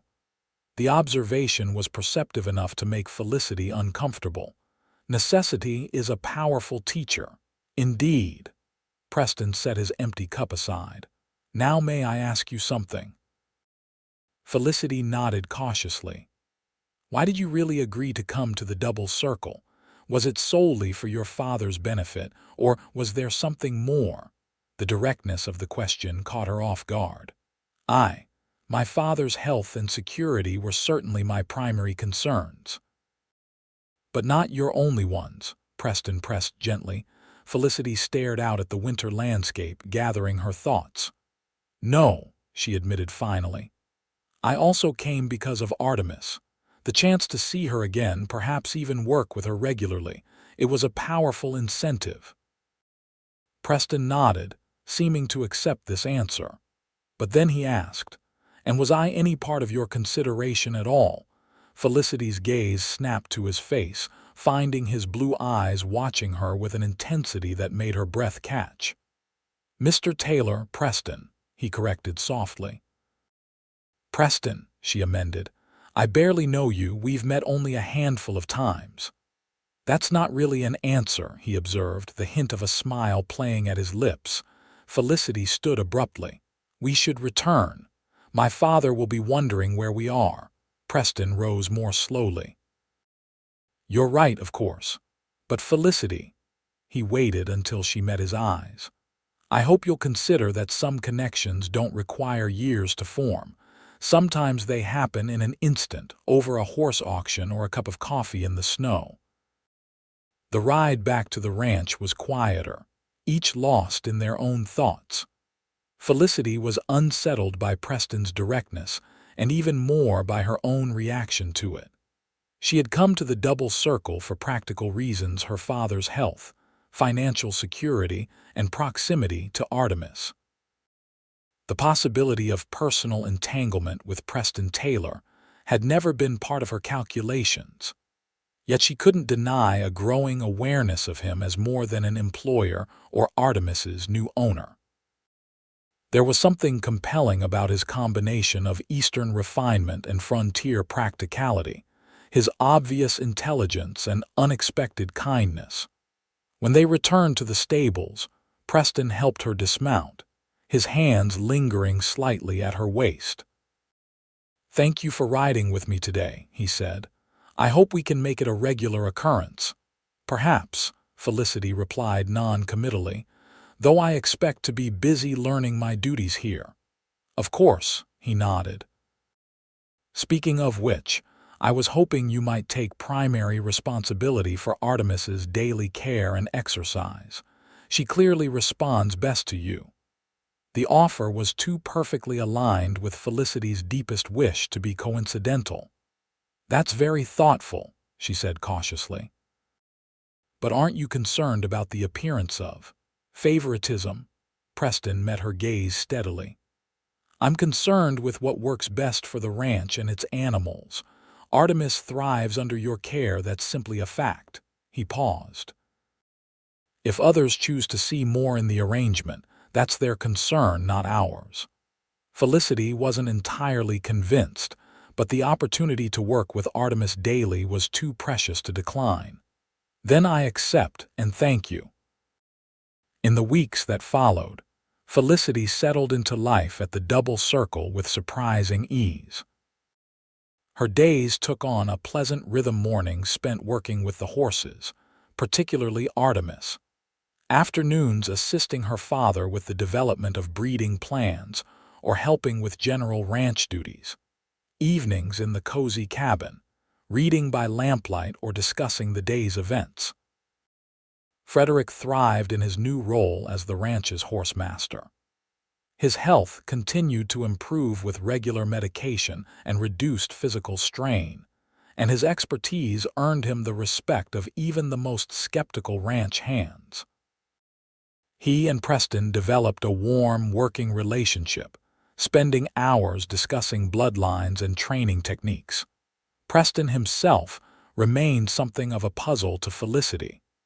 He was unfailingly courteous and professional in their daily interactions, with no further mention of personal feelings. Yet she often caught him watching her, with that same intensity she'd noticed during their ride. He found reasons to seek her company, consulting her on horse matters that could easily have been directed to her father, inviting both Zimmermans for dinner at the main house, bringing books he thought might interest her. February brought milder weather and the first stirrings of spring planning. The ranch buzzed with preparations for calving season and discussions of which mares might be bred. Artemis, now fully settled and clearly delighted with Felicity's daily presence, was central to these conversations. "She's the perfect foundation for our program," Frederick explained one evening as he, Felicity, and Preston reviewed breeding charts in the main house study. "Her conformation is exceptional, and she's proven her intelligence and trainability. If we breed her to that bay stallion from the Carpenter Ranch, we could produce foals with both speed and cow sense." Preston nodded thoughtfully. "Carpenter's asking a steep stud fee, but I agree the match seems ideal." He glanced at Felicity. "What do you think?" "You know Artemis better than anyone." Felicity considered the question seriously. "The bloodlines complement each other well, and temperamentally, I think it's a good match. Carpenter's stallion is spirited but not mean, important for breeding." "Then it's settled," Preston decided. "I'll ride to the Carpenter place next week and make arrangements." As they gathered their papers at the conclusion of the meeting, Preston cleared his throat. "I've been meaning to mention Helena's holding its annual Founders' Day celebration next Saturday. There's a dinner and dance at the hotel. I thought perhaps you both might like to attend. It would be an opportunity to meet more of the local ranchers and townspeople." Frederick shook his head. "Dancing's not much use to these old bones anymore, but Felicity should go. She's had precious little entertainment these past years, caring for me." "Pa," Felicity began to protest. "I'd be honored to escort you," Preston said quickly. "Unless the idea is completely objectionable, put that way, refusal seemed both ungracious and cowardly." "Not objectionable," Felicity conceded, "but I have nothing suitable to wear for such an occasion." "That's easily remedied," Preston replied. "Mrs. Chen is traveling to Helena tomorrow for supplies. She could help you select something appropriate, my treat." "I couldn't possibly. Consider it part of your compensation," Preston suggested. "The double circle should be properly represented at community functions, after all." Frederick's barely concealed smile made it clear he saw through this transparent justification. "Excellent idea. Mrs. Chen has good taste, I'm sure." And so Felicity found herself, the following day, in Helena's most exclusive dry goods store, being fitted for a proper dress under Mrs. Chen's practical supervision. The older woman had an unexpected knowledge of fashion and a definite opinion on what would suit Felicity. "Blue," she declared, examining several bolts of fabric, "to match your eyes. And something simple but elegant, no fussy ruffles or excessive trimming." The resulting gown, hastily constructed by the store's seamstress, was indeed beautiful cornflower blue wool with subtle black piping and a neckline that revealed more of Felicity's collarbones than she was accustomed to displaying. Mrs. Chen insisted on proper accessories as well: black boots of supple leather, a matching wool shawl, and even small pearl earrings. "Mr. Taylor was most specific," the older woman explained when Felicity protested the expense. "He wanted you to have whatever you needed to feel comfortable at the celebration." By the time Saturday arrived, Felicity's initial reluctance had given way to nervous anticipation. She hadn't attended a proper social event since before her mother's death 5 years earlier, and the prospect was both exciting and intimidating. Frederick watched with paternal pride as she prepared, Mrs. Chen having come to the cabin to assist with her hair. "Your mother would be so pleased to see you like this," he observed. "She always said you'd grow into your beauty." Felicity blushed, unused to such compliments. "I feel rather silly, getting so dressed up for a simple town dance." "Nonsense," her father replied. "You've earned some pleasure after years of hardship. And if a certain ranch owner happens to appreciate the sight of you in that blue dress, well, that's hardly something to regret." Preston arrived promptly at 6, dressed in a formal suit that highlighted his own considerable appeal. His evident appreciation when he saw Felicity brought another flush to her cheeks. "You look beautiful," he said simply. "That color suits you perfectly." The drive to Helena in Preston's best buggy passed quickly, filled with easy conversation about ranch matters and local gossip. By the time they arrived at the hotel, Felicity's nervousness had largely subsided, replaced by a pleasant sense of anticipation. The hotel's main dining room had been transformed for the occasion, tables pushed against the walls to create a dance floor, lanterns hanging from the rafters, and a small band setting up in one corner. Many of Helena's prominent citizens were already present, the women in their finest dresses, the men in suits or formal Western wear. Felicity was surprised by how many people sought out Preston, greeting him warmly and expressing interest in the double circle's progress. He introduced her to each group graciously, always as Miss Zimmerman, our exceptionally talented horse trainer, never as a mere companion or employee. Dinner was served buffet-style platters of roast beef, chicken, and an array of side dishes far more elaborate than Felicity's usual fare. Preston guided her through the social niceties with unobtrusive help, his hand occasionally coming to rest at the small of her back in a gesture that felt both protective and possessive. When the band began playing and couples moved onto the dance floor, Preston turned to her with an expectant smile. "Would you do me the honor, Miss Zimmerman?" Felicity hesitated. "I should warn you, I'm woefully out of practice. It's been years since I attended any dance." "Then we shall relearn together," Preston replied, offering his hand.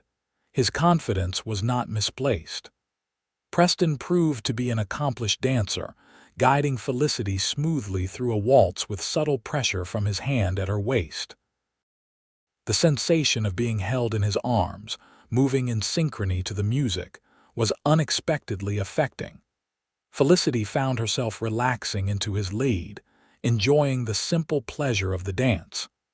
"You dance very well for a ranch owner," she observed as they circled the floor. Preston's smile was wry.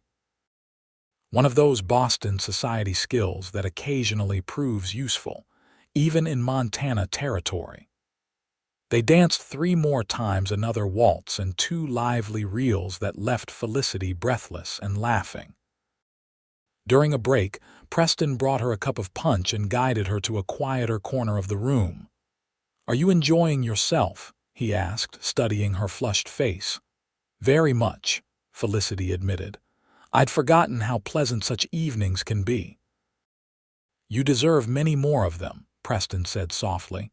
"You've shouldered responsibilities that would have broken someone with less strength."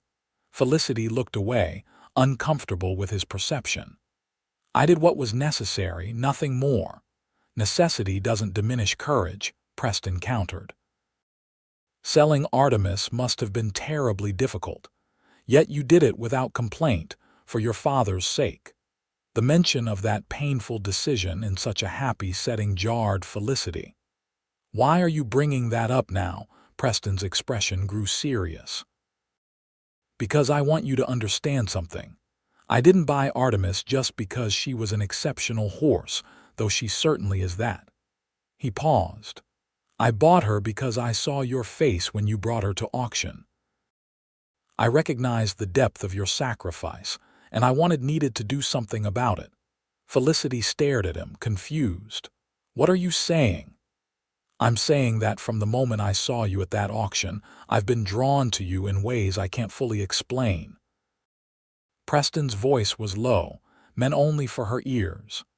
Your strength, your devotion to your father, the grace with which you handled such a painful situation, they affected me profoundly. You didn't even know me, Felicity protested. Sometimes recognition doesn't require years of acquaintance, Preston replied. Sometimes it happens in an instant. Before Felicity could formulate a response, they were interrupted by an older couple, the mayor and his wife, wanting to meet the charming young woman accompanying Preston Taylor. The moment passed, but Preston's words lingered in Felicity's mind throughout the remainder of the evening. The ride back to the double circle was quieter, the night air considerably cooler than when they had departed. Preston tucked a warm blanket around Felicity's legs and shoulders, his touch careful but lingering. "Thank you for accompanying me tonight," he said, as the buggy rolled along the moonlit road. "Your presence made the evening far more enjoyable than it would have been otherwise." "I should be thanking you," Felicity replied, "for the invitation, the beautiful dress, everything." Preston glanced at her, his expression difficult to read in the dim light. "I would very much like to court you properly, Felicity Zimmerman, with your permission and your father's." The directness of the statement took her breath away. "Preston, you don't need to answer now," he said quickly. "I understand this is unexpected. I only want you to know my intentions are serious and honorable." They completed the journey in silence, each absorbed in their own thoughts. When they arrived at the cabin, Preston helped Felicity down from the buggy, his hands warm and steady at her waist. "Good night, Felicity," he said softly. "Thank you again for a wonderful evening." "Good night," she replied, suddenly shy, "and thank you for your honesty." Inside, she found her father still awake, reading by lamplight in his favorite chair. He looked up with knowing eyes. "Had a nice time, did you?" Felicity sank into the opposite chair, her mind still reeling. "Preston wants to court me, officially." Frederick set aside his book. "I'm not surprised. The man's been half in love with you since Helena." He studied his daughter's face. "The question is, how do you feel about him?" "I don't know," Felicity admitted. "He's kind, intelligent, clearly successful, but there's something else. Something about the way he looks at me, like he sees parts of me I didn't know were visible." "That sounds rather like the beginning of something significant," her father observed mildly, "but it's happening so quickly. We barely know each other." Frederick smiled gently. "Your mother and I knew each other exactly 3 weeks before I asked her to marry me. When it's right time is just a detail." Felicity thought of Artemis, of the instant connection she'd felt with the gangly 2-year-old filly her father had brought home. Some bonds didn't require time to form, they simply existed, waiting to be recognized. "I think I might care for him," she admitted softly, "but I'm afraid." "Of what?" "Of trusting someone else with my happiness, of building a life that depends on another person's constancy." Frederick reached across to take his daughter's hand. "That's the risk of loving, Felicity, but the alternative, never allowing yourself to be vulnerable, is a much sadder fate." Sleep eluded Felicity that night. She tossed restlessly, her mind filled with images from the evening. Preston's steady blue gaze, the secure pressure of his hand at her waist during their dance, the earnest timbre of his voice when he declared his intentions. By dawn, she had reached no firm conclusion, but felt a growing certainty that her life at the double circle had become about far more than horses or financial security. She rose early, drawn by habit to the stables. Artemis greeted her with familiar enthusiasm, nickering softly as Felicity entered her stall. The morning routine of grooming and feeding was soothing in its simplicity, requiring no difficult decisions or emotional analysis. What do you think, girl? Felicity murmured as she brushed Artemis's gleaming coat. Is your new owner someone I could trust with my heart? As if in answer, the mare turned her head to nuzzle Felicity's shoulder affectionately. Before she could interpret this equine endorsement, a voice from the stable doorway startled her. I hope that's a yes, Preston said, stepping into the lantern-lit interior. Though I realize horses may be biased judges of character, Felicity flushed, embarrassed at being overheard. Good morning, Mr. Taylor. Are we back to formalities already? He asked, approaching Artemis's stall. After last night, I'd hoped we might remain on a first-name basis. Preston, then, Felicity conceded. You're up early. Ranch work doesn't observe social hours, he replied with a small smile. And I confess I slept poorly. I was concerned I might have spoken too boldly last night. Felicity continued brushing Artemis, finding it easier to talk without meeting his gaze directly. Your honesty was unexpected but not unwelcome. Preston leaned against the stall door. Then may I hope you're considering my request to court you properly. Felicity set the brush aside and finally turned to face him. I am considering it, but I have questions first. Ask me anything, Preston said simply. If I agree, what exactly would that mean? For my position here, for my father's arrangement with you. Nothing would change regarding the professional aspects of our relationship, Preston assured her. Your father's position and yours remain secure regardless of any personal developments between us. Felicity nodded, relieved but not surprised by this answer. And what are your expectations? Of courting, I mean. Preston considered the question carefully. The opportunity to spend time together beyond our work interactions, to learn more about each other in settings that allow for personal conversation. Eventually, if things progress well, to discuss a more permanent arrangement. Marriage, Felicity stated bluntly. Yes, Preston acknowledged without hesitation. That would be my hope in time, but only if we find we suit each other as well as I believe we might. His directness was both disconcerting and refreshing. There was no artifice in Preston Taylor, none of the games or manipulations Felicity had observed in other men's courtships. I will need time, she said finally. This is all happening very quickly. Take all the time you need, Preston replied. I'm not going anywhere, and neither is the double circle. He paused, then added with a hint of his usual confidence, though I hope you won't take too long. Spring is coming, and I can think of few things more pleasant than riding the flowering meadows with you when the snow melts. The image was undeniably appealing, herself and Preston exploring the ranch's beautiful landscapes together, Artemis strong and responsive beneath her. A glimpse of what life could be, beyond duty and sacrifice. 1 week, Felicity decided. Give me 1 week to think about it properly. Preston's smile was warm with genuine pleasure. 1 week it is. He straightened from his leaning position. Now, much as I'd enjoy continuing this conversation, we both have work to attend to. I'll see you at dinner tonight. Your father mentioned you were both joining us at the main house. Yes, we'll be there, Felicity confirmed. After Preston departed, Felicity remained with Artemis, her thoughts tumultuous. The mare nudged her questioningly, as if sensing her distraction. It's complicated, girl, Felicity sighed, stroking the horse's neck. But I think you might already have decided for me, haven't you? The next few days passed in a curious mixture of routine and heightened awareness. Felicity performed her usual duties around the ranch, working with the horses, assisting her father with breeding records, helping prepare for spring activities. Preston was unfailingly professional during their work interactions, treating her with the same respect he showed all his valued employees.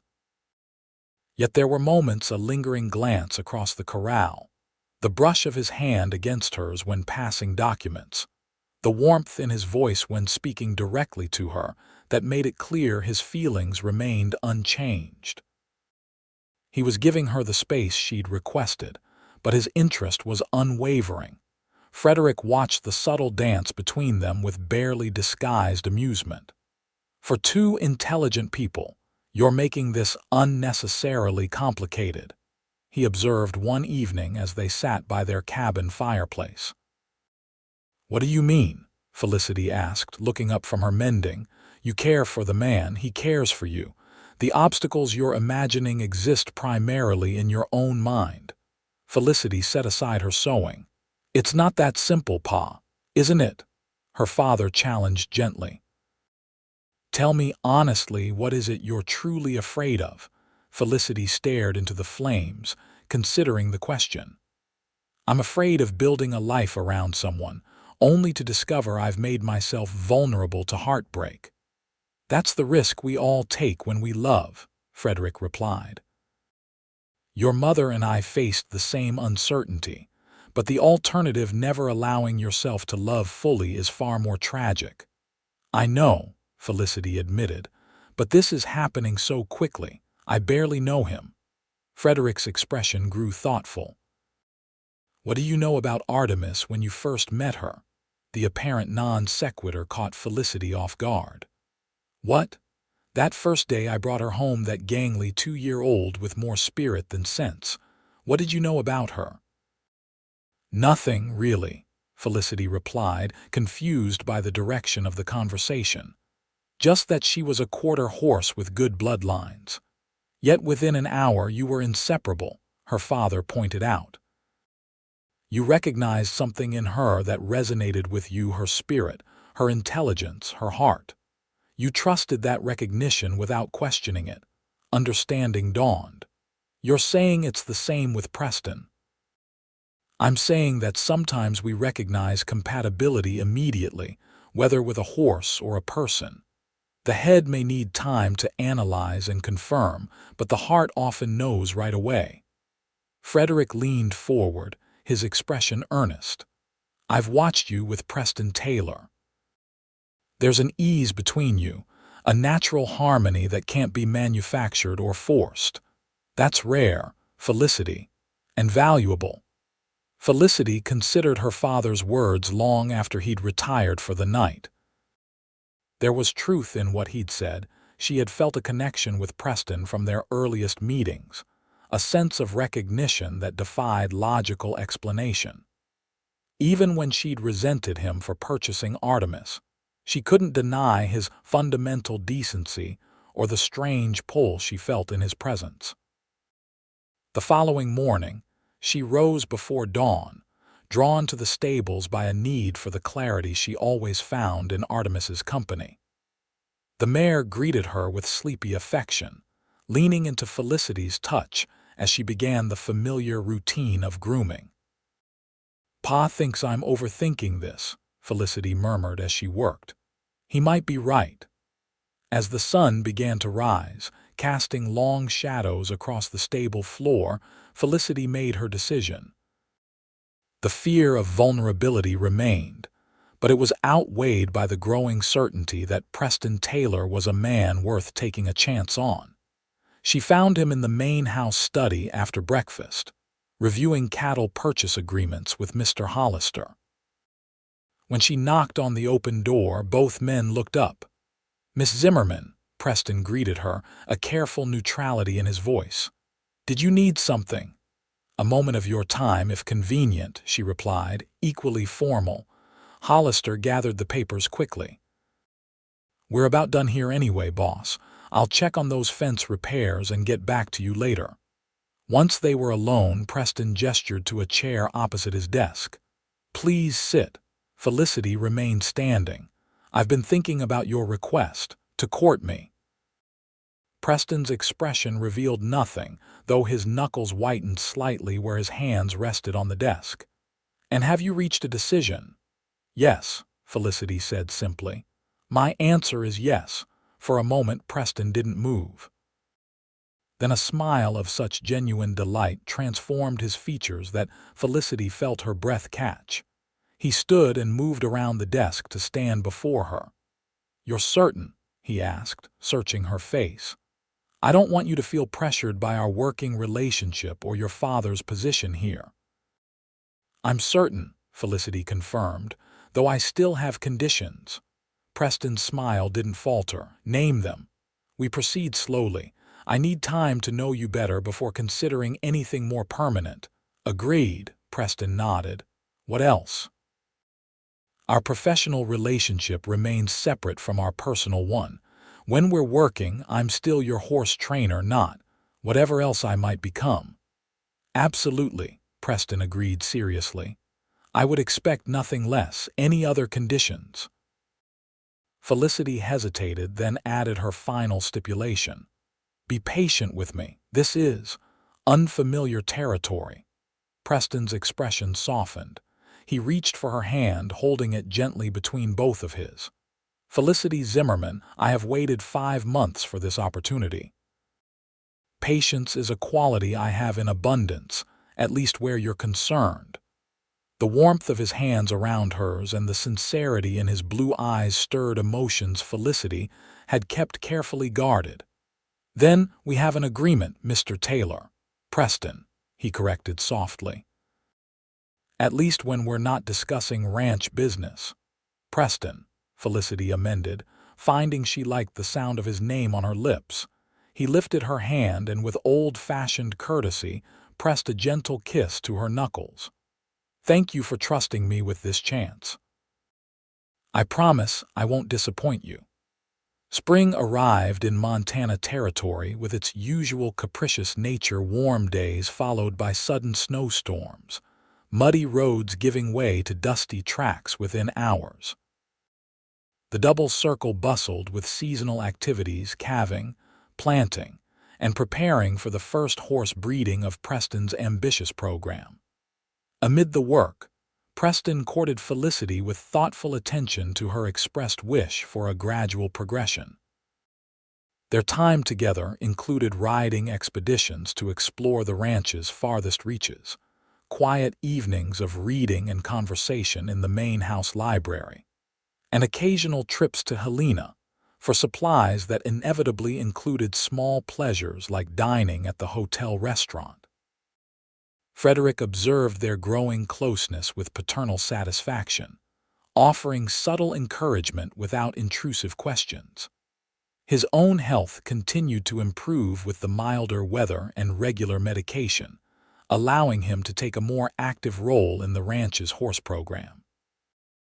The first mares were bred according to his carefully developed plan, with Artemis scheduled to meet the Carpenter stallion in late April. "She's in prime condition," Frederick assured Preston as they inspected the mare one morning in early April. "This breeding should produce an exceptional foal." Preston nodded, though his attention seemed divided. "I've been meaning to discuss something with you, Mr. Zimmerman, a matter of some importance." Frederick raised an eyebrow. "Sounds serious. Should we go to your study?" "Perhaps that would be best," Preston agreed. Once settled in the privacy of the main house study, Preston poured 2 small glasses of brandy, handing one to Frederick. "This conversation feels like it calls for something stronger than coffee." Frederick accepted the glass with a knowing smile. "I suspect I know what this is about, son." Preston took a steadying breath. "I would like your permission to ask for Felicity's hand in marriage." "Took you long enough," Frederick replied mildly. "I was beginning to wonder if you'd lost your nerve." Preston smiled ruefully. "I promised her we would proceed slowly, get to know each other properly. It's been nearly 3 months since we began courting officially." "And are you certain she's ready for this step?" Frederick asked, suddenly serious. "My daughter guards her heart carefully.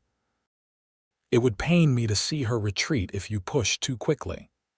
"I believe she is," Preston replied with quiet confidence, "but I would never proceed without your blessing."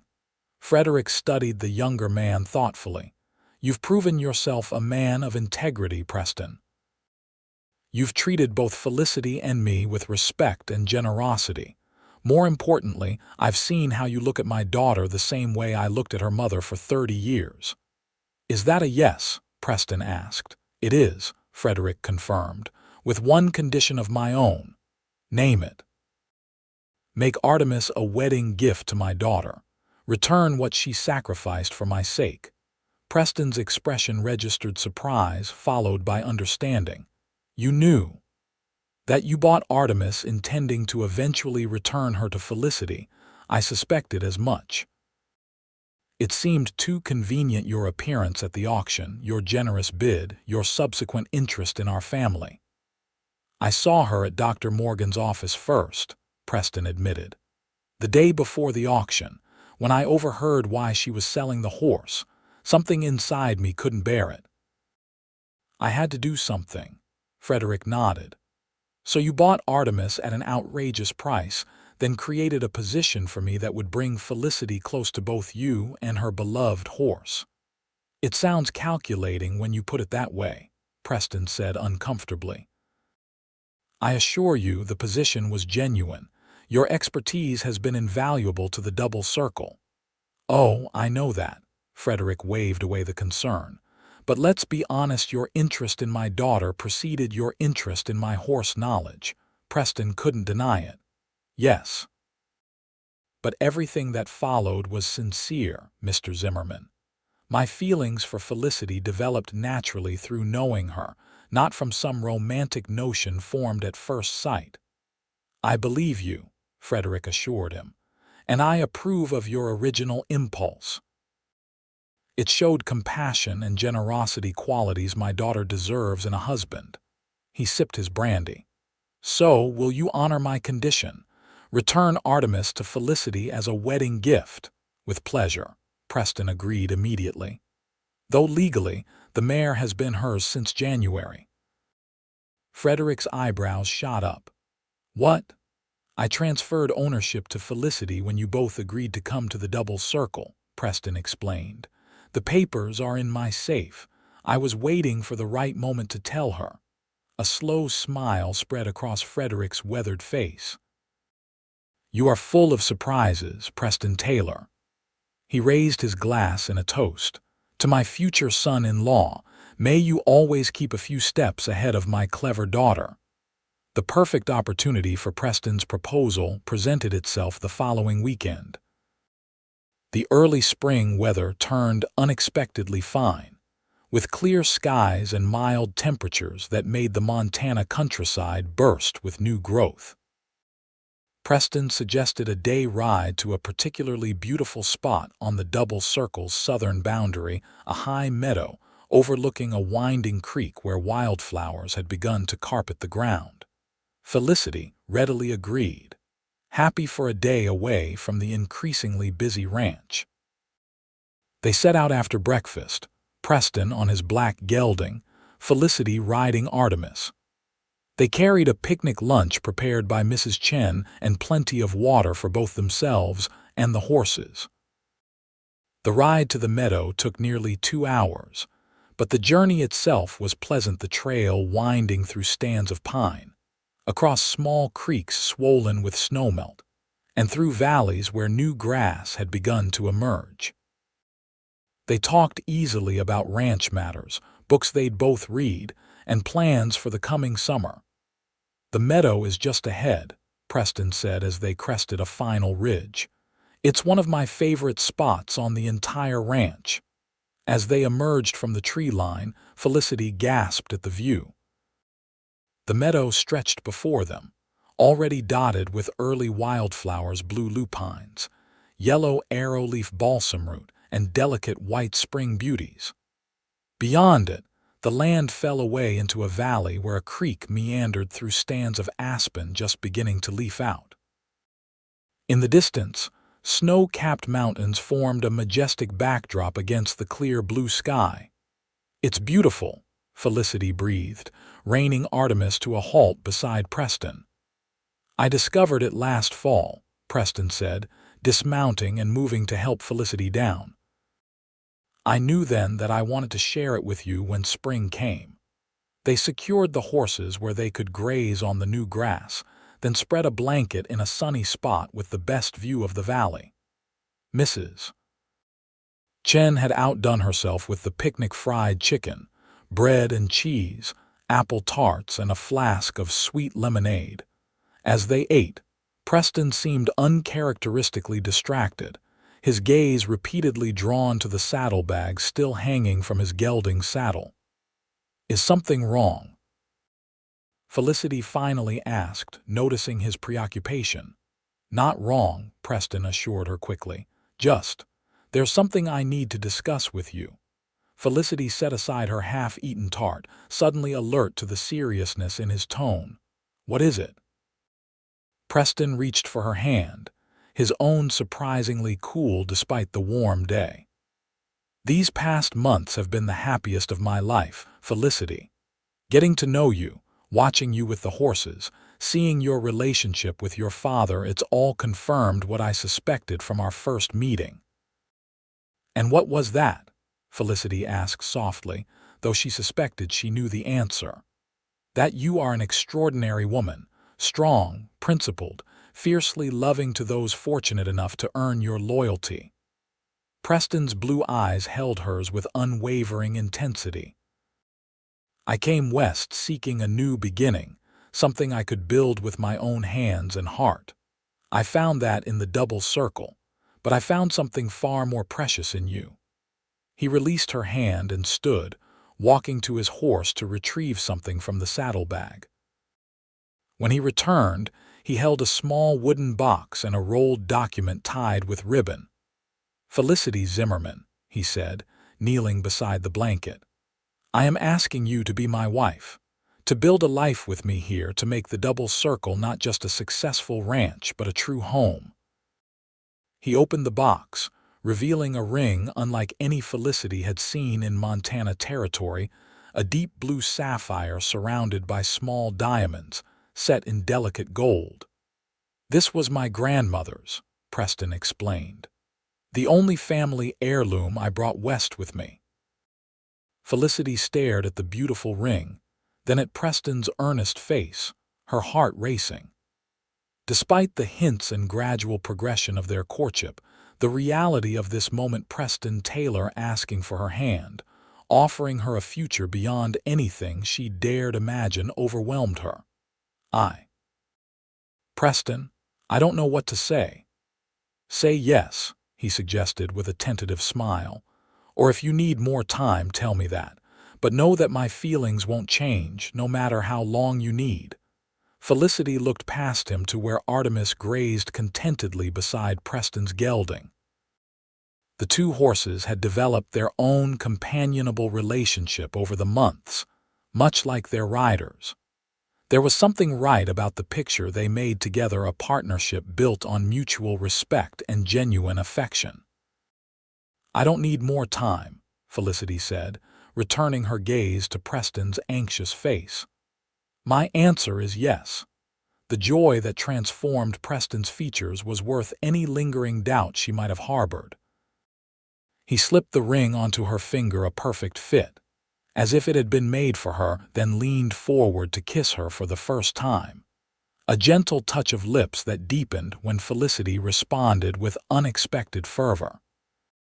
When they finally drew apart, both slightly breathless, Preston remembered the rolled document still in his hand. "I have a wedding gift for you," he said, handing it to her. "Though legally, it's simply acknowledging something that's already true." Puzzled, Felicity untied the ribbon and unrolled the paper.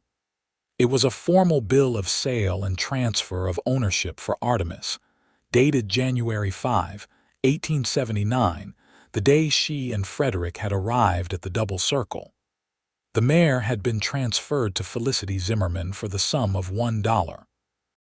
"I don't understand," Felicity said, looking up in confusion. "You're giving Artemis back to me. She's been legally yours since January," Preston explained. "I transferred ownership as soon as you agreed to come to the double circle." "But why didn't you tell me?" Preston's expression turned sheepish. "At first, I wasn't sure how you'd react. I was afraid you might see it as charity or manipulation. Then, as we grew closer, I decided to save it for a special occasion." He paused. "Your father suggested it would make an appropriate wedding gift." "Pa knew about this?" Felicity asked incredulously. "He guessed most of it," Preston admitted. "He's a perceptive man." Felicity stared at the document, tears welling in her eyes. "I don't know what to say." "You already said the only thing that matters," Preston reminded her, touching the ring on her finger. "The rest is just details." Felicity launched herself into his arms, knocking him backward onto the blanket with the force of her embrace. "Thank you," she whispered against his neck. "For Artemis, for everything." Preston held her close, his face buried in her hair. "I should be thanking you, Felicity Zimmerman, for trusting me with your heart."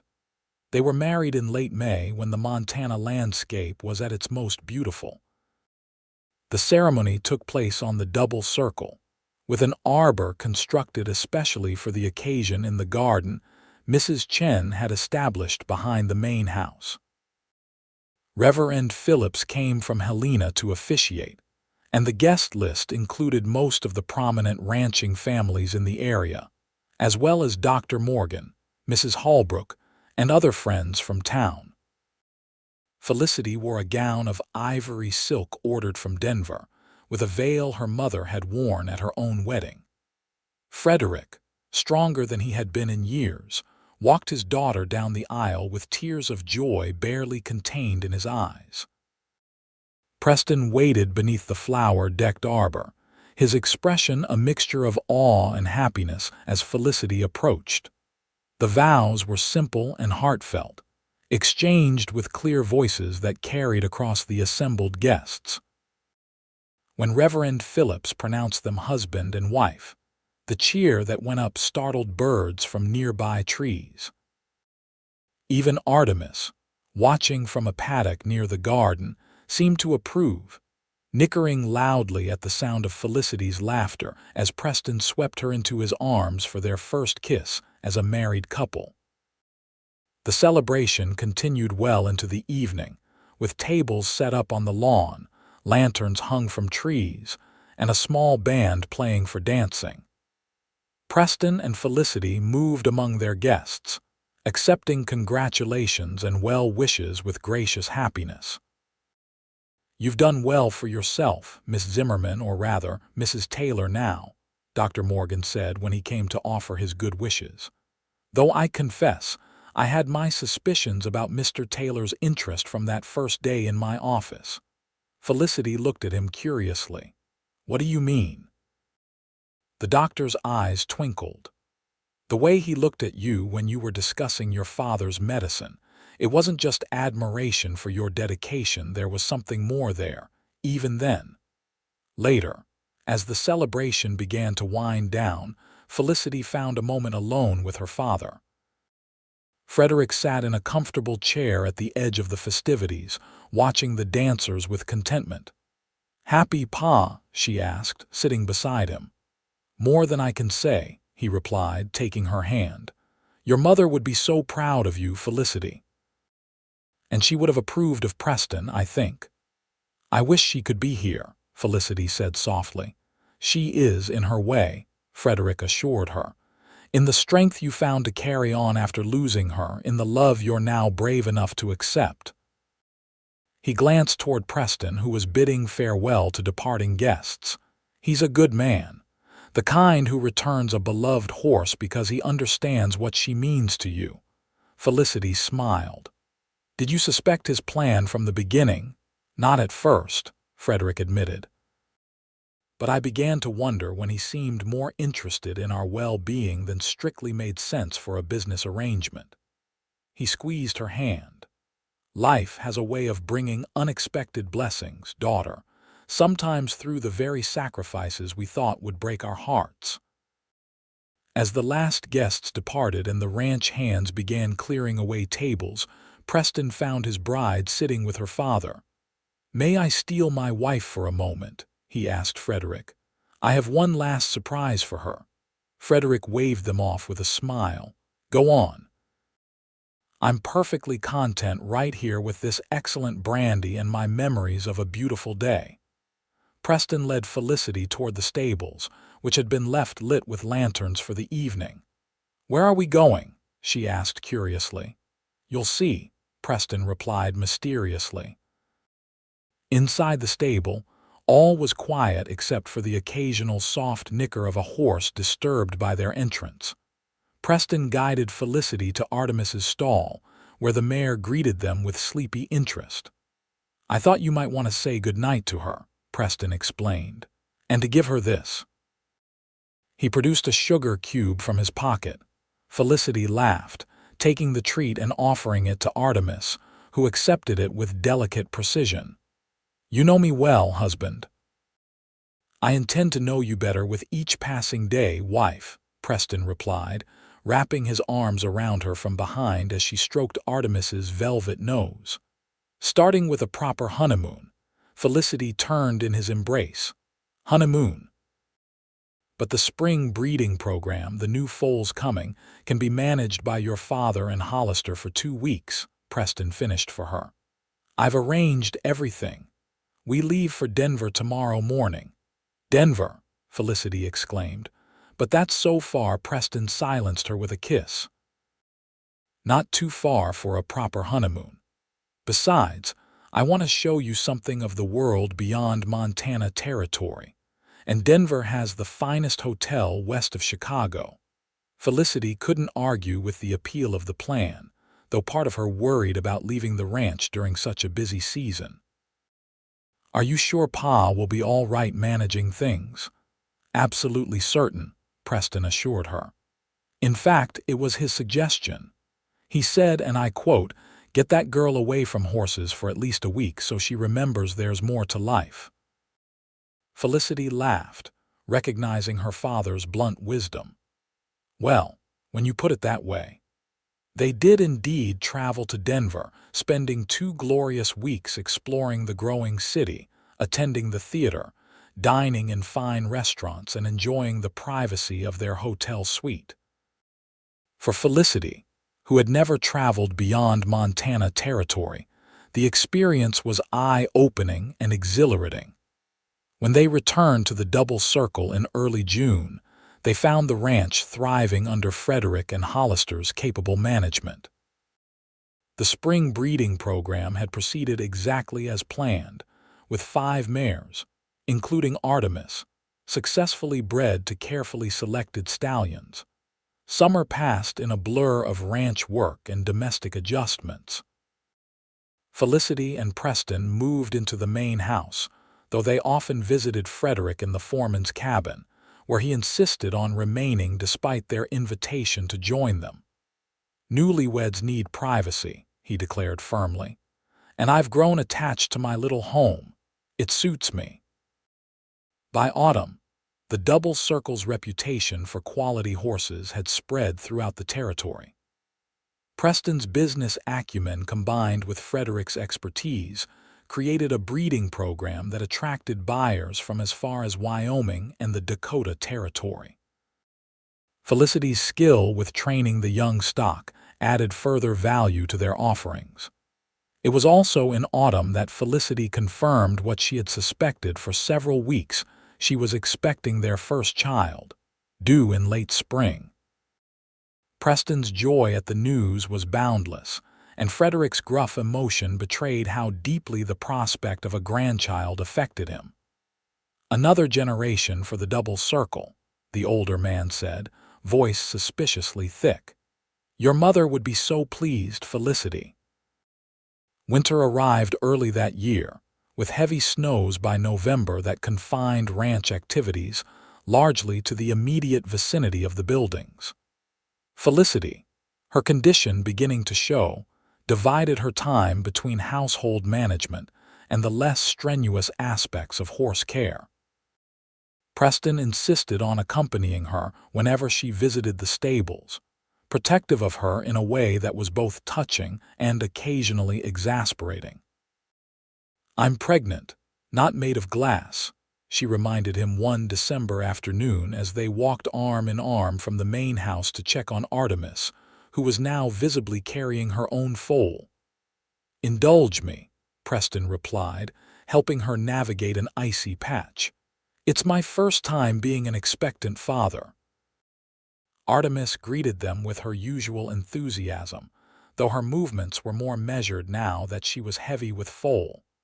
Felicity stroked the mare's distended side, feeling the occasional flutter of movement within. "She's doing beautifully," Preston observed. "Your father says her foal should arrive in March, right before the spring rush begins." "Two new lives coming to the double circle," Felicity said softly, placing her free hand on her own growing belly. "I hope they'll be friends, Artemis's foal and our baby."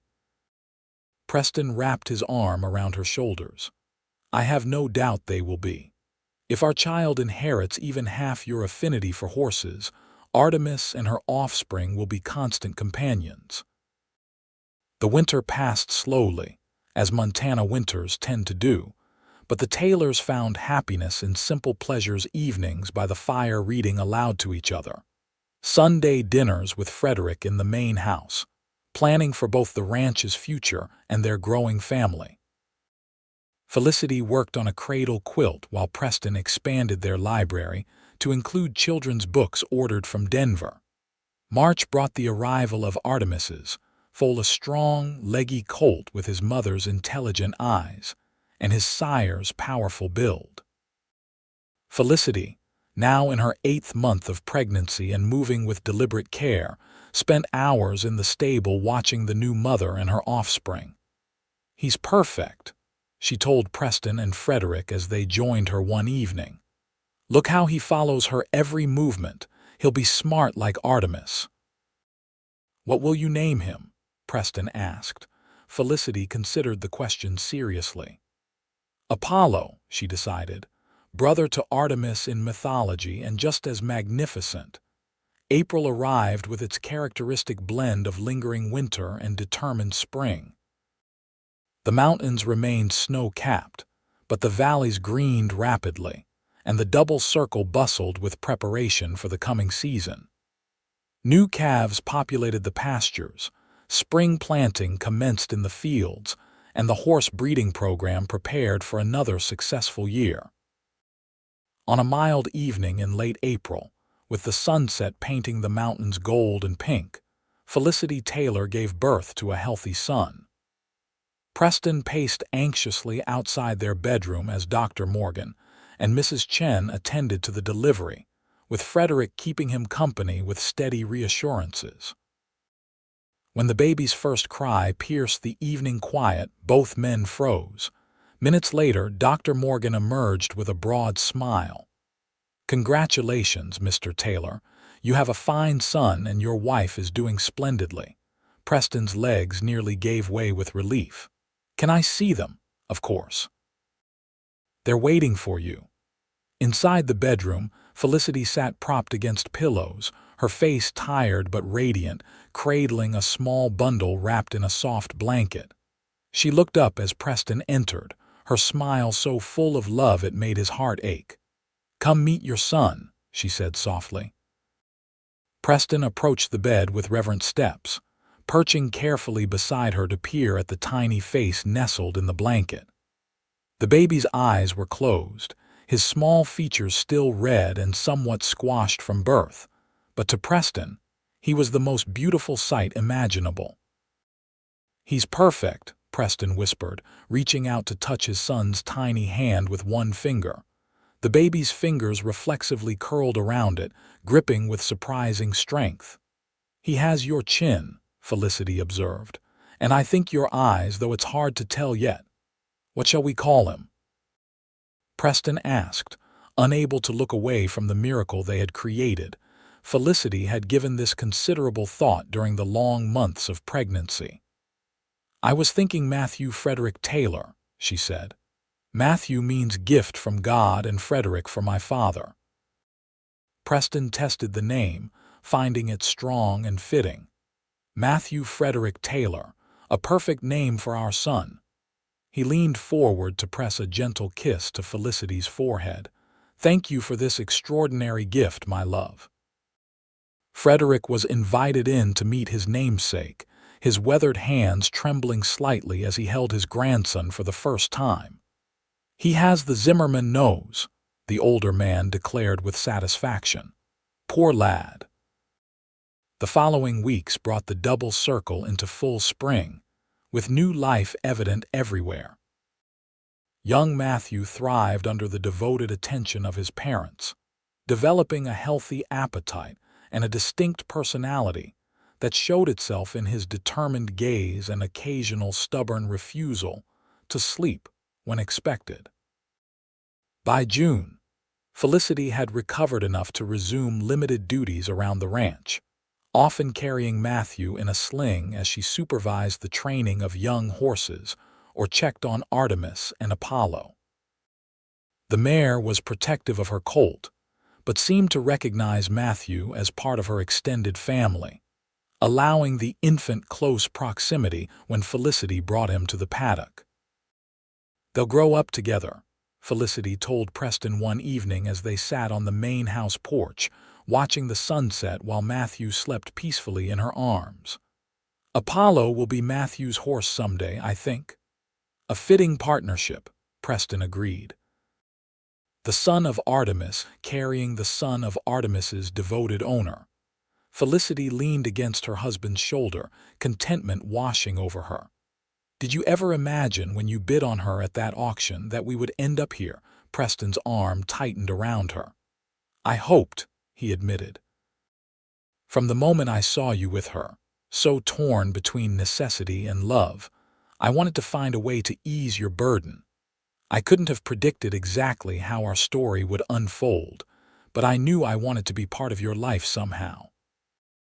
"You gave me back far more than just my horse," Felicity said softly, looking down at their sleeping son. "You returned possibilities I thought were lost forever." "And you gave me a true home," Preston replied, kissing the top of her head. "Something I didn't realize I was searching for until I found it with you." As twilight deepened into night, they remained on the porch, the three of them together with Artemis and Apollo visible in the nearby paddock, a family created through sacrifice, compassion, and love. The beloved horse that had once been the price of a father's life had returned, bringing with her the heart of a good man. And together, they had built something that would endure far beyond the wildest dreams of a young woman who had once faced the hardest choice of her life at a frontier horse auction. In the years that followed, the double circle flourished, as did the Taylor family. Matthew was joined by a sister 2 years later, little Clara Rose, who inherited her mother's affinity for horses and her father's determined spirit. Frederick lived to see both his grandchildren grow into their early teens, his last years filled with the joy of passing his horse knowledge to a new generation.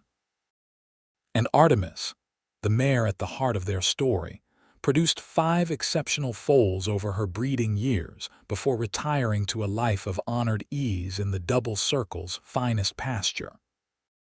Her descendants became the foundation of what would eventually be recognized as one of the finest quarter horse breeding programs in the West.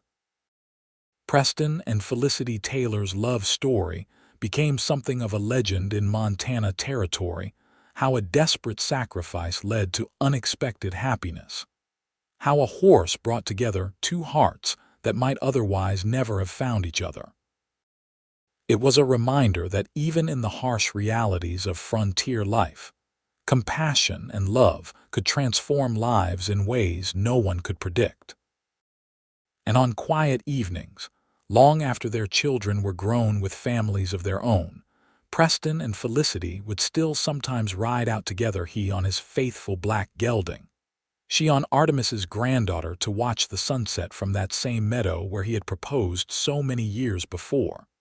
Their hearts as full and their love as strong as it had been on that spring day when a beloved horse and a good man's heart had come home to stay.